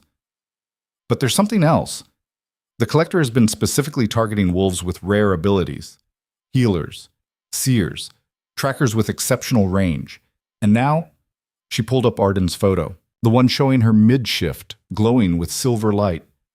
Now they want you, because whatever you are, Arden, you're not just rare, you're unique. I'm just a wolf who was late to shift. No. Lyra's interruption was firm. You're something more. Silver fur hasn't been seen in the Lycan bloodlines for 300 years, not since the old kings died out. Kael went very still. The royal lines. Exactly. Lyra's gaze shifted between them. The silver wolves were the most powerful of the ancient Lycans. pure bloodlines that could trace their ancestry back to the first shifters. They were stronger, faster, had abilities that modern wolves can't even imagine, but they were hunted to extinction during the Purge. So, you're saying Arden couldn't finish the sentence. It was too impossible.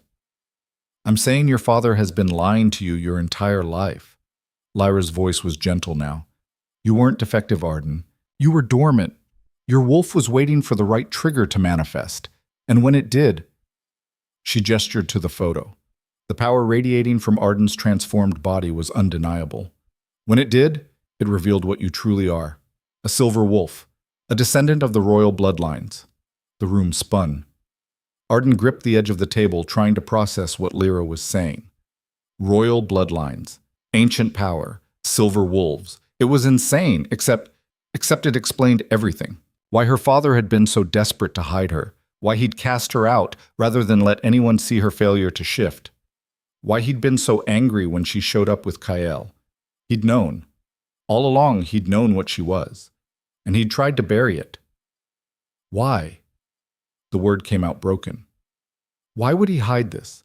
Why not help me? Train me? Because silver wolves are valuable, Kael said quietly, his expression dark with understanding. Worth more than 10 million. Worth more than any sum the collector could offer. If Marcus had revealed what you were, every pack in the region would have tried to claim me, to bind me through mating contracts or force. Arden felt sick. He wasn't protecting me, he was hoarding me, waiting for the right moment to use me as a bargaining chip. Lyra nodded. Most likely. Though now we'll never know for certain. What matters is this, the collector knows what you are, and they will stop at nothing to acquire you. Then what do we do? Arden asked. We use it. Lyra's smile was predatory. The auction is in 3 days. The collector expects to sell you, so we give them what they want. You want to use Arden as bait? Kael's voice was dangerous. I want to end this nightmare once and for all.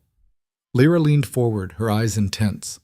We've never been able to locate the collector's main facility, but if Arden lets herself be captured, if we track her to the auction, then we find the facility and take down the entire operation, Theron finished, understanding dawning in his eyes. Exactly. No, Kael stood abruptly. Absolutely not. It's too dangerous. It's the only way, Lyra countered, and you know it. There has to be another option. There isn't. The collector won't reveal themselves for anything less than a prize this valuable, and Arden is exactly that. They were talking about her like she wasn't in the room, making decisions about her life, her safety, her future. Just like Marcus had done, just like everyone had always done. I'll do it, Arden said. Every eye turned to her. Arden, no, Kael started. Yes. She stood, meeting Lyra's gaze steadily. But on my terms. I'm not bait. I'm bait with teeth. And when we get to that facility, I'm the one who tears the collector apart. Lyra's smile was approving. I was hoping you'd say that. This is insane, Kael said, but his voice lacked conviction. He knew Lyra was right, knew this was their best chance, their only chance. We'll need a plan, Arden said, her mind already racing. A way to get captured that looks authentic. Trackers that won't be detected, and backup ready to move the second we confirm the location. All doable, Lyra said. I have resources, people I trust. We can make this work. How long to set it up? 36 hours, maybe less if we push. Which meant they had to move fast. Do it, Arden said. The next 2 days passed in a blur of planning and preparation. Lyra brought in specialists, a tech expert who planted a subcutaneous tracker so small it was virtually undetectable, a combat instructor who taught Arden how to fight in wolf form, a strategist who ran them through dozens of scenarios. The rescued wolves were healing. Marissa had been reunited with her daughter Lily, a tearful, joyful reunion that made Arden's chest ache with something that might have been hope. Daniel and Crow were recovering slowly, their bodies mending faster than their minds, but they were alive. They were safe. And Arden was going to make sure no one ever hurt them again. On the second night, she found Kael on the compound's observation deck, staring out at the mountains. Couldn't sleep? She asked, joining him at the railing. Not when you're about to do something monumentally stupid. It's not stupid, it's necessary. It's both. Kale's jaw was tight, and I hate it. I'm not asking for your permission. I know. He finally looked at her, those silver eyes reflecting moonlight. But I'm asking you to reconsider. There are other ways. No, there aren't. You know it. I know it. Arden moved closer, drawn by something she couldn't name. This is my choice, KL. Mine. For once in my life, I get to decide what happens to me. What I'm worth. How I fight. You're worth everything, KL said quietly. Don't you understand that? You're not just some weapon to be deployed against the Collector. You're... He trailed off, something vulnerable crossing his face. I'm what? Arden whispered. Mine. The word hung between them, raw and possessive and terrifyingly honest. The mate bond, Kale continued, his voice rough. From the moment I caught your scent in that clinic, something in me recognized you, claimed you, and every instinct I have is screaming at me to lock you somewhere safe and never let you out of my sight. Arden's breath caught. The mate bond isn't real, it's real. Kale turned to face her fully, and the intensity in his gaze made her knees weak. I fought it at first, told myself it was just attraction, just the thrill of the hunt. But every moment I spend with you, every time you show that fierce, unbreakable strength, I know. You're my mate, Arden, and I'm terrified of losing you before we even have a chance. She should have been angry, should have resented this claim on her autonomy, her choices. Instead, she felt seen. For the first time in her life, someone looked at her and saw not what she lacked, but what she was. I'm coming back, Arden said, her voice steady. I promise you, Kale.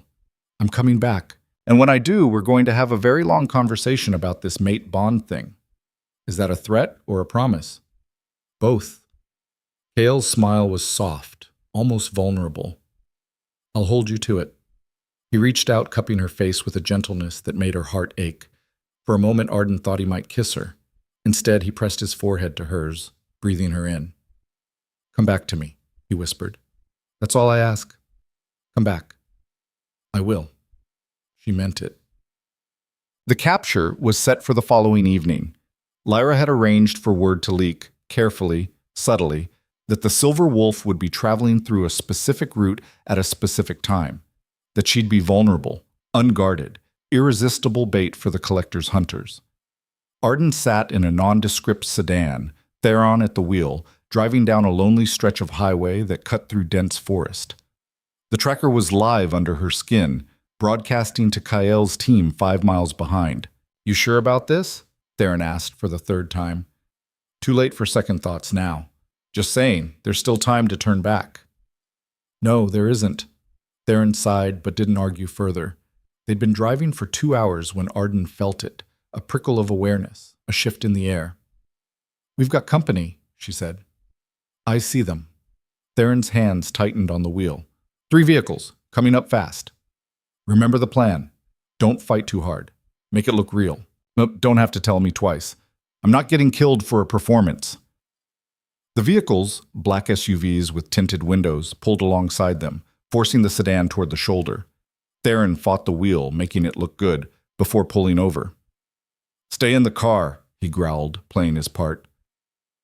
Like hell I will.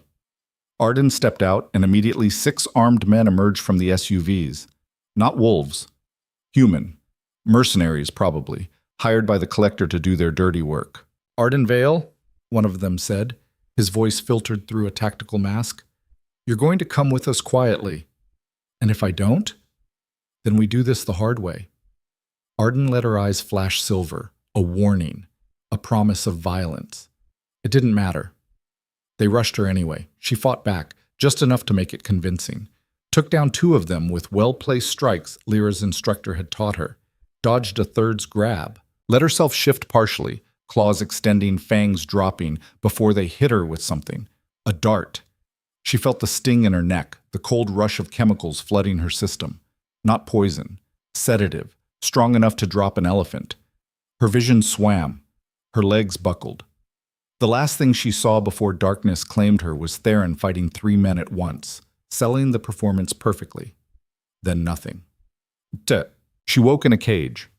Arden's first thought was panic, primal, overwhelming terror at being trapped. Her second was strategic assessment. She was in a large room, concrete walls, fluorescent lighting. Rows of cages lined both sides, most of them occupied. Wolves, some in human form, some shifted, all wearing the same expression of hopeless despair. The facility. She'd made it. Arden tested her limbs carefully, still groggy from the sedative, but functional. The tracker under her skin was intact. She could feel it, a tiny foreign presence that meant Kyle knew where she was. Help was coming. She just had to survive until it arrived. "You're awake!" Arden turned to find a young woman in the cage beside hers, mid-20s with dark skin and amber eyes that marked her as Wolf. "How long was I out?" Arden asked. 6 hours, maybe. They brought you in this morning." The woman's smile was bitter. "Welcome to hell. I'm Jasmine." "Arden." "I know. Everyone knows. You're the prize acquisition, the Silver Wolf." Jasmine's expression was unreadable.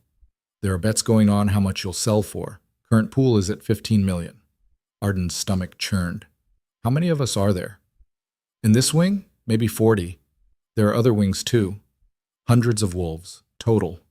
Jasmine's voice dropped. "Some have been here for months. They break you down. Take away your hope. By the time you go to auction, you're too defeated to fight. Then we don't let them break us." Jasmine laughed, a hollow, broken sound. "Good luck with that." The door at the end of the room opened and 3 figures entered. 2 guards, human, armed with weapons that looked disturbingly high-tech, and 1 other. The woman who led them was tall, elegant, with platinum blonde hair and eyes so pale they were almost colorless. She wore a white suit that probably cost more than Arden had made in her entire life. Power radiated from her. Not wolf, not human. Something else. Something ancient and terrible.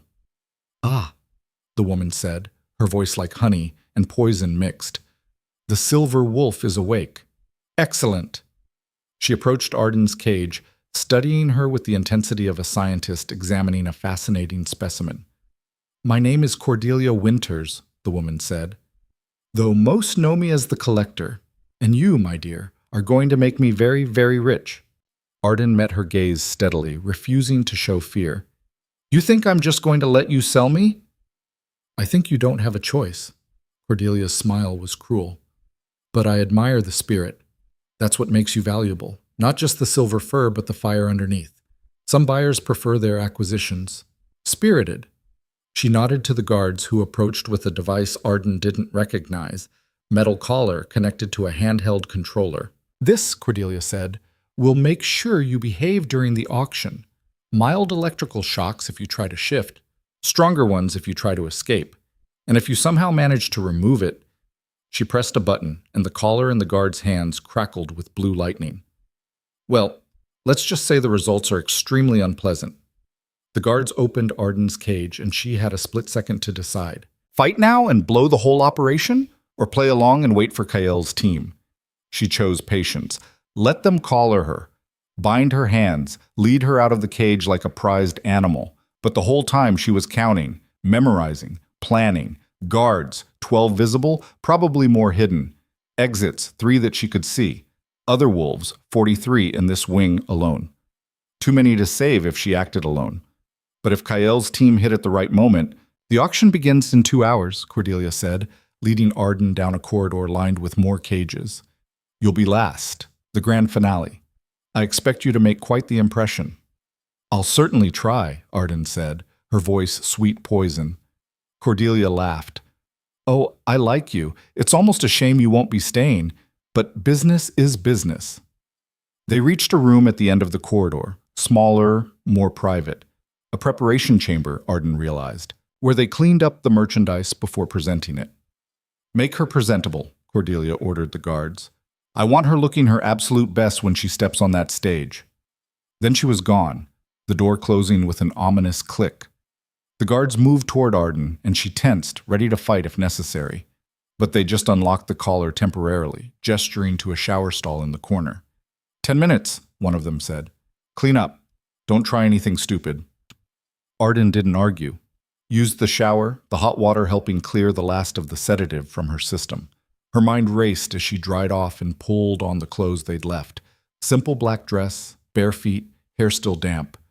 They recollared her, and she felt the weight of it like a chain around her soul. Patience, she told herself. Wait for the signal. Kael was coming. She had to believe that, had to trust that the tracker was working, that help was on the way. The guards led her to a holding area behind a stage. Through a gap in the curtains, Arden could see the auction room, massive, filled with at least 100 people. Some human, some clearly supernatural, all of them wealthy beyond measure, here to buy living beings like they were art pieces. On stage, another wolf was being presented, a young man, barely 20, terrified and trying not to show it. Excellent tracker, the auctioneer was saying, can follow a scent trail for up to 50 miles. Bidding starts at 200,000.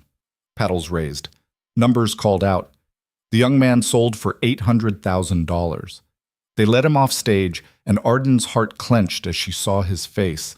Resigned, broken, already defeated. Not me, she swore. I won't break. 3 more wolves sold. 4, 5. Then Cordelia stepped onto the stage, and the room fell silent. Ladies and gentlemen, she said, her voice carrying perfectly, what I'm about to present is unprecedented. A bloodline we thought extinct. Power we thought lost to history. She gestured, and the guards shoved Arden forward onto the stage, into the blinding lights. Gasps rippled through the audience. The Silver Wolf, Cordelia announced, descended from the ancient royal lines, dormant for 16 years before manifesting with abilities we're only beginning to understand. Bidding starts at $10 million. Paddles shot up immediately. 12 million, 15, 20 million. The numbers climbed higher and higher, and Arden stood there, hands bound, collared like an animal, while they decided her worth in dollars and cents. Rage built inside her, hot and vicious and barely controlled. The collar crackled, sensing her anger, warning her to calm down. She didn't. 30 million, someone shouted. 35. Where are you, Kael? $40 million, a voice called from the back. Final offer. The room went quiet. Cordelia's smile was triumphant. Sold to the gentleman from... The lights died. Darkness crashed over the auction house, and for a heartbeat, there was perfect silence.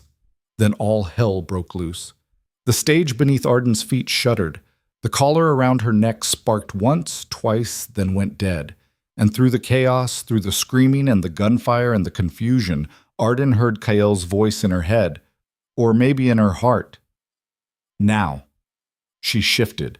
The transformation was instant, flawless, born of fury and freedom and the absolute certainty that she was done being anyone's victim. Silver fur erupted across her skin. Power flooded her veins. Her vision sharpened, the darkness becoming clear as day. And Arden, the girl who'd spent 16 years being told she was broken, became what she was always meant to be. A force of nature. Unstoppable. Furious. She tore through the stage, claws ripping wood to splinters, heading straight for Cordelia Winters with murder in her heart. The collector's eyes went wide.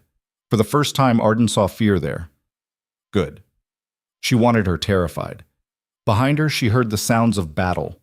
Kael's team hitting the facility, wolves being freed from their cages, guards going down under coordinated assault. But Arden's focus was singular. Cordelia ran. Arden hunted. This was going to end tonight, one way or another.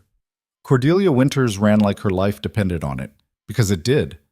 Arden pursued her through corridors that twisted like a maze, her silver paws eating up distance with predatory efficiency. The collector was fast for a human, but Arden was something far beyond human now. Every sense heightened, every muscle perfectly calibrated for the hunt. Behind them, the facility erupted into chaos. Gunfire echoed. Wolves howled. The sound of cages being torn open mixed with screams of freed captives and defeated guards. But Arden's focus never wavered. Cordelia ducked into a service elevator, slamming her hand on the button. The doors began to close. Arden lunged, her massive body hitting the closing doors with enough force to dent the metal. They buckled, jammed halfway, and she forced her way through, squeezing into the elevator just as it began its descent. In the confined space, Cordelia pressed herself against the back wall. pulling a gun from somewhere within her white suit. "Stay back!" Her voice was no longer smooth and cultured. It was raw with terror. "I'll shoot!" Arden snarled, the sound reverberating off the metal walls. Cordelia fired. The bullet caught Arden in the shoulder, pain exploding through her. But it wasn't enough. Nothing was enough to stop the rage that had been building for 10 years. For every moment she'd been called worthless, every time she'd believed she was broken, every wolf who'd suffered because people like Cordelia saw them as merchandise. Arden launched herself forward. Cordelia screamed. The gun clattered to the floor as Arden's jaws closed around the woman's wrist, not biting through, but holding, pinning her in place with teeth that could crush bone if Arden wanted. And she wanted. The elevator shuddered to a halt. The doors opened onto a sub-basement level, darker, colder, lined with heavy steel doors that suggested something worse than cages waited behind them. Arden dragged Cordelia out into the corridor, ignoring the woman's struggles and pleading. "Please," Cordelia gasped. "Please, I can pay you, whatever you want. Money, territory, information." Arden released her wrist just long enough to shift partially back, enough to speak, though her voice came out distorted, caught between human and wolf. "You can't buy your way out of this." "Then what do you want? Revenge?" Cordelia clutched her bleeding wrist. "Killing me won't change what happened, won't save the wolves who are already sold, won't—" "I want you to understand." Arden's claws extended, pressing against Cordelia's throat. "What it feels like to be powerless, to be nothing more than a price tag." "I do understand." Cordelia's laugh was bitter. "You think I chose this life? I was like you once, powerless, at the mercy of creatures stronger than me, until I learned the only way to survive was to become the one in control. So you became a monster. I became a survivor."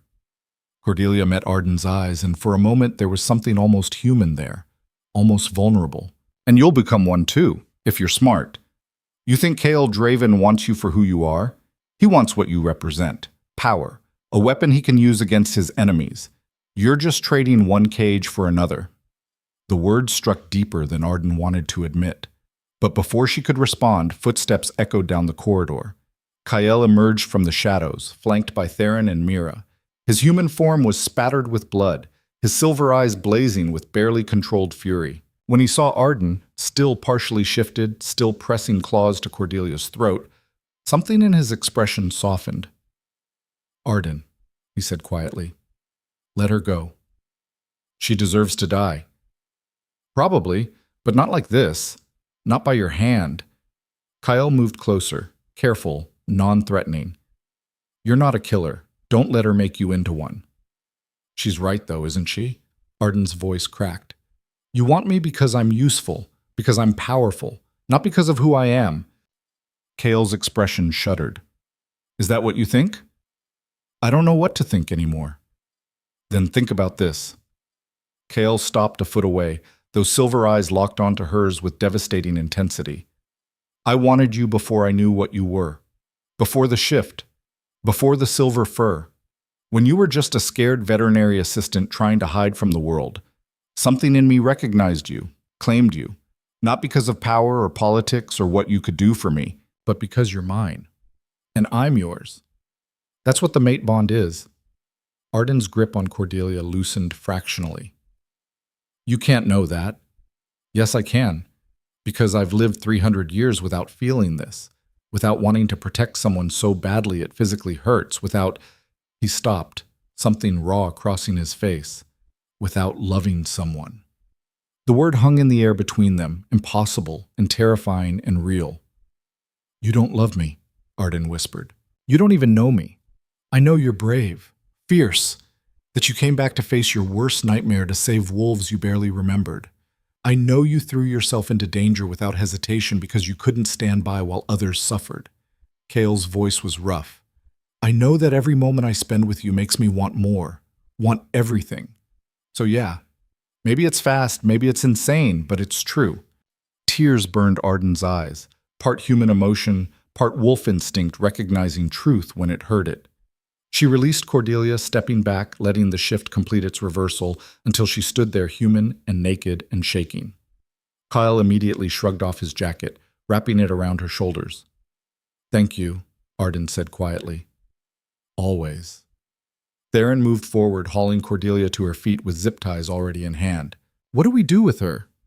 The council can decide her fate, Kyle said, along with everyone else involved in this operation, but first, he looked at Cordelia with cold contempt. Where are the records? The full list of buyers, sellers, wolves sold? Cordelia smiled, bloody and defiant. Encrypted. Multiple servers. Good luck finding them. We don't need luck. Mira held up a tablet, her expression satisfied. Found the server room upstairs. Downloaded everything before wiping the drives. Names, transactions, locations, the whole network is here. The smile slid off Cordelia's face. No, that's impossible. Turns out your tech security wasn't as good as you thought. Mira's grin was vicious. Every buyer who attended that auction? We've got them. Every supplier who sold wolves? Got them too. This network is done. Cordelia's defiance crumbled. She sagged in Theron's grip, suddenly looking small and defeated. Take her upstairs, Cale ordered. Secure holding. The council will want to question her personally. As Theron dragged Cordelia away, Cale turned to Arden. You okay? No. Arden pulled his jacket tighter. But I will be. Come on, let's get you out of here. They made their way back through the facility, and with each step, Arden saw the scope of what they'd accomplished. Cages torn open, wolves being let out by Cale's team, medical personnel already on site treating injuries, offering water and blankets and reassurance. Jasmine was there, the woman from the cage beside Arden's. When she saw Arden, her face broke into the first genuine smile Arden had seen from her. You did it, Jasmine said. You actually did it. We did it, Arden corrected. All of us. Outside, the Montana night was cold and clear. Arden breathed in air that didn't smell like fear and concrete, and felt something in her chest loosen. They'd won. Against impossible odds, against a network that had operated in shadows for years, they'd won. Lyra Ashwood stood near a line of vehicles, coordinating the evacuation with military precision. When she saw Arden, she approached with an expression that might have been approval. Well done, Lyra said, though I'll admit, I had my doubts about using you as bait. So did I, Arden admitted, but it worked. It did, thanks to your courage and Kael's team's execution. Lyra glanced at her tablet. We've rescued 43 wolves from this facility alone. 3 other locations have been raided simultaneously based on the intel we gathered. Current count is over 200 wolves freed. The number staggered Arden. 200 lives saved. 200 wolves who would go home to their families, their packs, their futures. What happens now? Arden asked. Now? Lyra's smile was sharp. Now we dismantle this network piece by piece. Every buyer gets a visit from council enforcers. Every supplier faces trial, and the wolves who were sold... She paused. We'll do everything we can to track them down and bring them home. It wasn't a perfect solution. Some wolves were probably already beyond saving, sold to buyers in countries with no extradition, lost in systems designed to erase them. But it was something. It was hope. A commotion near one of the vehicles drew their attention. Marcus Vale stepped out of a truck, flanked by 2 council guards. Arden's entire body went rigid. What is he doing here? She demanded. He surrendered himself to council custody this morning, Lyra said. Voluntarily. Said he wanted to cooperate with the investigation. Marcus approached slowly, his hands raised in a gesture of peace. Up close, he looked older than Arden had ever seen him, worn down by something that might have been guilt. I don't want your apologies, Arden said before he could speak. Good. Because I'm not here to apologize. Marcus's voice was flat. I'm here to tell you the truth, something I should have done 16 years ago. I already know the truth, Lyra told me, about the Silver Wolves, the royal bloodlines. She told you part of it. Marcus's ice-blue eyes met hers. But not all. Not why I really cast you out. Arden's hands clenched into fists. Enlighten me. Marcus took a breath, and for the first time in Arden's memory, her father looked uncertain. Your mother was a silver wolf, he said quietly. One of the last. She hid what she was for years, living among regular wolves, trying to escape the attention her bloodline attracted. When I met her, I didn't know. Didn't find out until after we were mated, after you were born. Arden's world tilted. My mother, she died when you were 3. You don't remember her, but I do. Marcus's voice was rough. She was hunted by collectors, traffickers, people who wanted to own her power. They found her eventually, killed her, and He stopped, jaw working. I couldn't protect her, couldn't save her. So you buried what I was, Arden said, understanding dawning cold and bitter. You cast me out rather than let anyone know I carried her bloodline. I thought if you couldn't shift, you'd be safe, that the silver wolf gene had skipped you, that you could live a normal life without the target on your back that killed your mother. Marcus's hands trembled. But I was wrong about everything, and by the time I realized it, you were gone, and I was too proud, too broken to bring you back. Silence stretched between them.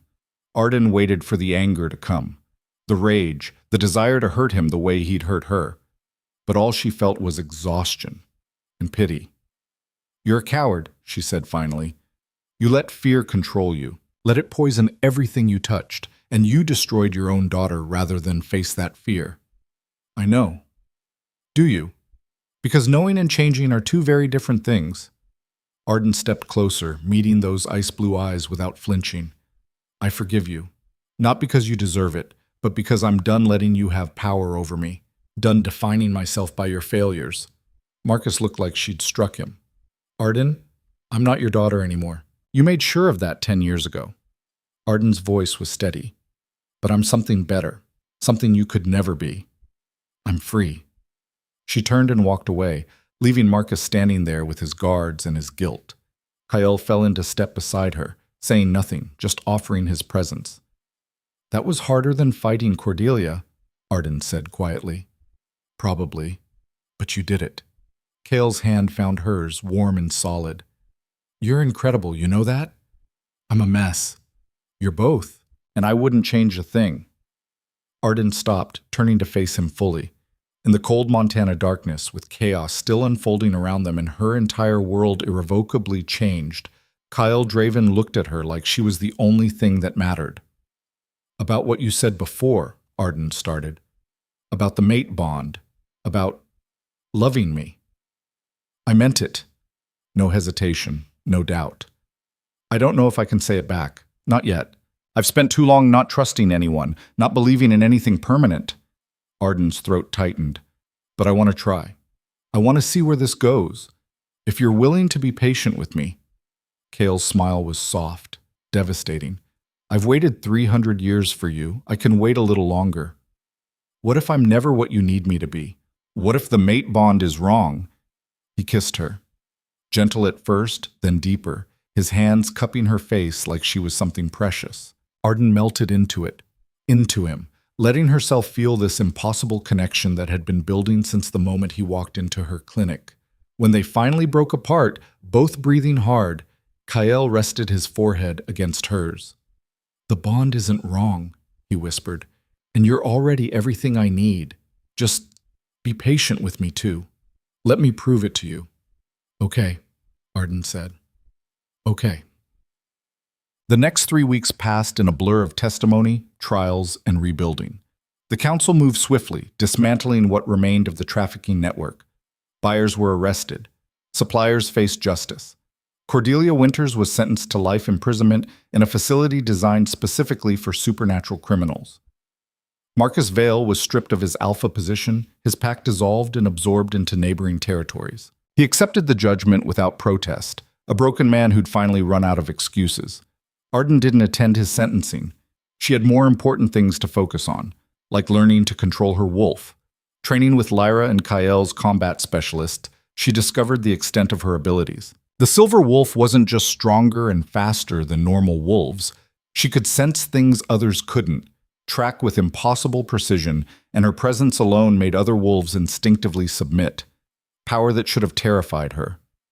Instead, it felt right, like she was finally becoming who she was always meant to be. The rescued wolves began their journeys home. Marissa returned to her pack with Lily. Daniel and Crow started rebuilding their lives with support from the council's rehabilitation programs. Jasmine chose to stay at Silver Peak, joining Kyle's personal guard. Someone needs to make sure he doesn't do anything too stupidly heroic, Jasmine said with a grin. Figured it might as well be me.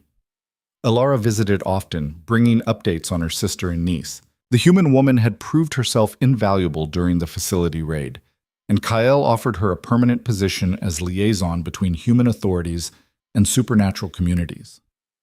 She accepted without hesitation. Turns out I'm good at this, Alara told Arden during one visit. Who knew?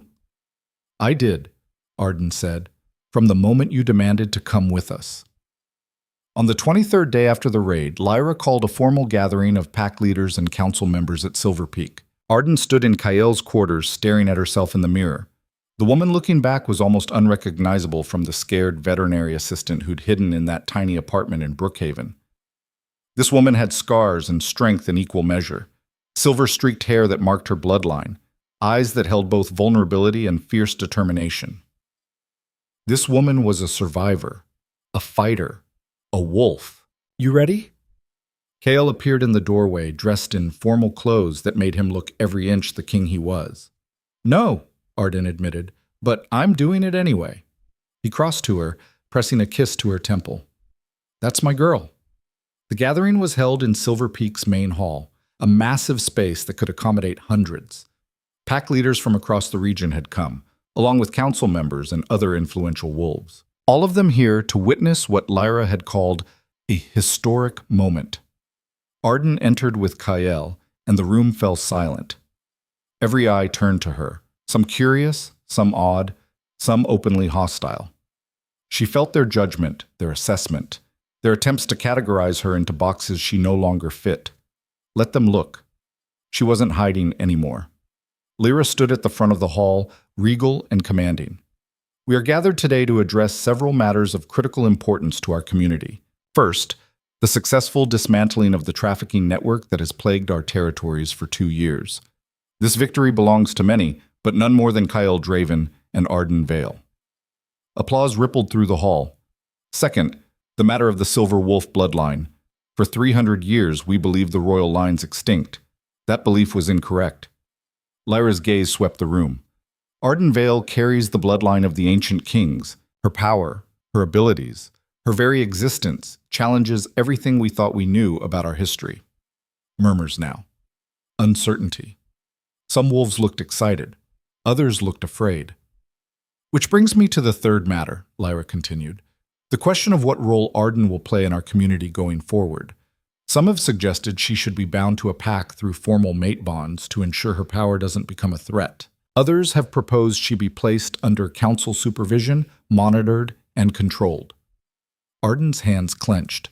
Here it was. The cage. Different form, same purpose. I propose neither, Kael said, his voice cutting through the murmurs. He stepped forward, every inch the king. Arden Vale is not a weapon to be claimed or a threat to be controlled. She is a free individual who has earned the right to choose her own path. With respect, Your Majesty, an older alpha spoke up. She's too powerful to be left unchecked. The Silver Wolves were dangerous even in the old days. We can't just... Can't what? Arden's voice rang out, clear and strong. Can't trust me? Can't accept that I might use my power for good instead of destruction? She moved to stand beside Kael, facing the assembled wolves. I understand your fear, she continued. I spent 16 years being told I was defective, broken, worthless. And then I discovered I was something else entirely, something rare and powerful, and yes, potentially dangerous. I could use that power to hurt people, to dominate, to take revenge on everyone who ever wronged me. The hall was silent now, every wolf hanging on her words. But I choose not to. I choose to use what I am to protect wolves who can't protect themselves. To stand against people like Cordelia Winters who see us as merchandise. To prove that power doesn't have to corrupt. Arden lifted her chin. So if you want to try to bind me, control me, cage me, go ahead and try. See how that works out for you.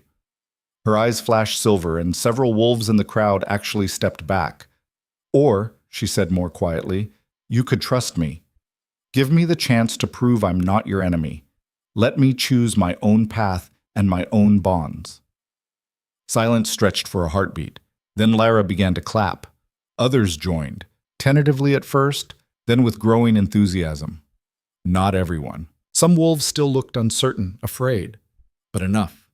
It was enough. Well said, Lyra announced. The council recognizes Arden Vale as a free agent, bound by no pack but her own choice. She will have full autonomy and the council's support in whatever endeavors she chooses. Arden felt something loosen in her chest. Freedom. Real, tangible freedom. However, Lyra continued with a slight smile, she will also be held accountable for her actions like any other wolf. Power comes with responsibility. I trust you understand that, Arden? I do. Then this matter is settled, Lyra gestured. Let the record show that on this day the Silver Wolf bloodline was officially recognized and welcomed back into our community. The gathering dispersed slowly, wolves approaching to offer congratulations or simply to get a closer look at the legendary Silver Wolf. Arden handled it with grace she didn't know she possessed, accepting well wishes and deflecting hostility with equal ease. Through it all, Kyle stayed close. Not hovering, but present. A solid presence she could lean on if needed. When the last wolf finally left, Arden sagged against a pillar. That was exhausting, she said. You were magnificent. Kyle's smile was warm. Half those alphas were terrified of you. Good. Maybe they'll think twice before trying to control me. Oh, I think that message came through loud and clear. Kyle pulled her close, and Arden let herself sink into his warmth. So, what now? You're officially recognized, free to do whatever you want. What does the Silver Wolf want? Arden thought about it. Really thought about it. For the first time in her life, the future was hers to shape. No one telling her what she could or couldn't be. No limits except the ones she set for herself. It was terrifying. It was exhilarating. It was everything. I want to help, she said finally. There are still wolves out there who were sold before we shut down the network. Wolves who need rescuing, who need someone to fight for them. I want to be that someone. Kyle's expression softened. Of course you do. And I want... Arden looked up at him, at those silver eyes that had seen 3 centuries but still looked at her with wonder. I want to see where this goes. You and me, the mate bond, all of it. Yeah? Yeah. She smiled, and it felt genuine, hopeful. I'm not ready to say the words yet, but I'm ready to try. If you're still willing. Always. Kyle kissed her forehead. We'll go at your pace. No pressure, no expectations, just us, figuring it out together. Together, Arden repeated, testing the word. It felt good. Right. Like home. 6 months later, Arden stood on a cliff overlooking the Cascade Range, watching the sun set in brilliant oranges and purples. Behind her, Silver Peak Compound sprawled across the mountainside. Her home now, by choice rather than necessity. She'd kept the apartment in Brookhaven for a while, but eventually realized she didn't need that safety net anymore. Didn't need to hide. The rescue organization she'd founded with Lyra's help had successfully recovered 47 more wolves from various black market operations. It wasn't enough, would never be enough while trafficking still existed. But it was progress. It was something. Footsteps crunched on the rocky ground behind her. Thought I'd find you here, Kyle said, wrapping his arms around her from behind. Arden leaned back against him, comfortable in a way she never thought she'd be with anyone. Just thinking. About? About how much has changed. 6 months ago, I was hiding in a tiny clinic, convinced I was broken. Now, she gestured at the compound, at the life she'd built. Now I'm training rescue teams and testifying at council meetings and living with a Lycan King. Scandalous, Kale murmured against her hair. Completely. Arden turned in his arms, looking up at him. I love you. The words came out easier than she'd expected. Natural, like they'd been waiting there all along. Kale went very still. Say that again. I love you, Arden repeated, more confident now. I have for a while, I think. Just needed time to trust it. To trust myself. His kiss was fierce, claiming, full of 6 months of patience and 300 years of waiting. When they finally broke apart, both breathing hard, Kyle rested his forehead against hers. I love you too, he said, in case that wasn't obvious. Maybe a little, Arden smiled. So what now? Now? Kael's grin was wicked. Now we have our whole lives to figure it out. Together. Together. The word didn't scare her anymore. As the sun disappeared behind the mountains and the first stars appeared, Arden felt something settle deep in her chest. Not the restless, searching emptiness that had defined her for so long, but peace, purpose, belonging. She wasn't the girl who'd been cast out anymore. Wasn't broken or defective or worthless. She was Arden Vale, the Silver Wolf, mate to a king, rescuer of the lost. And for the first time in her life, she wasn't running from who she was. She was running toward it, toward a future she'd build with her own hands, toward a life that was finally, truly hers. The moon rose over the mountains, full and bright, calling to the wolf inside her. Arden shifted, smooth and effortless now, her silver fur gleaming in the moonlight. Kael shifted beside her, his own wolf massive and powerful, and together they ran. Not away from anything, but toward everything, toward the wild and the night and the endless possibilities stretched out before them. Free. Finally, completely, beautifully free.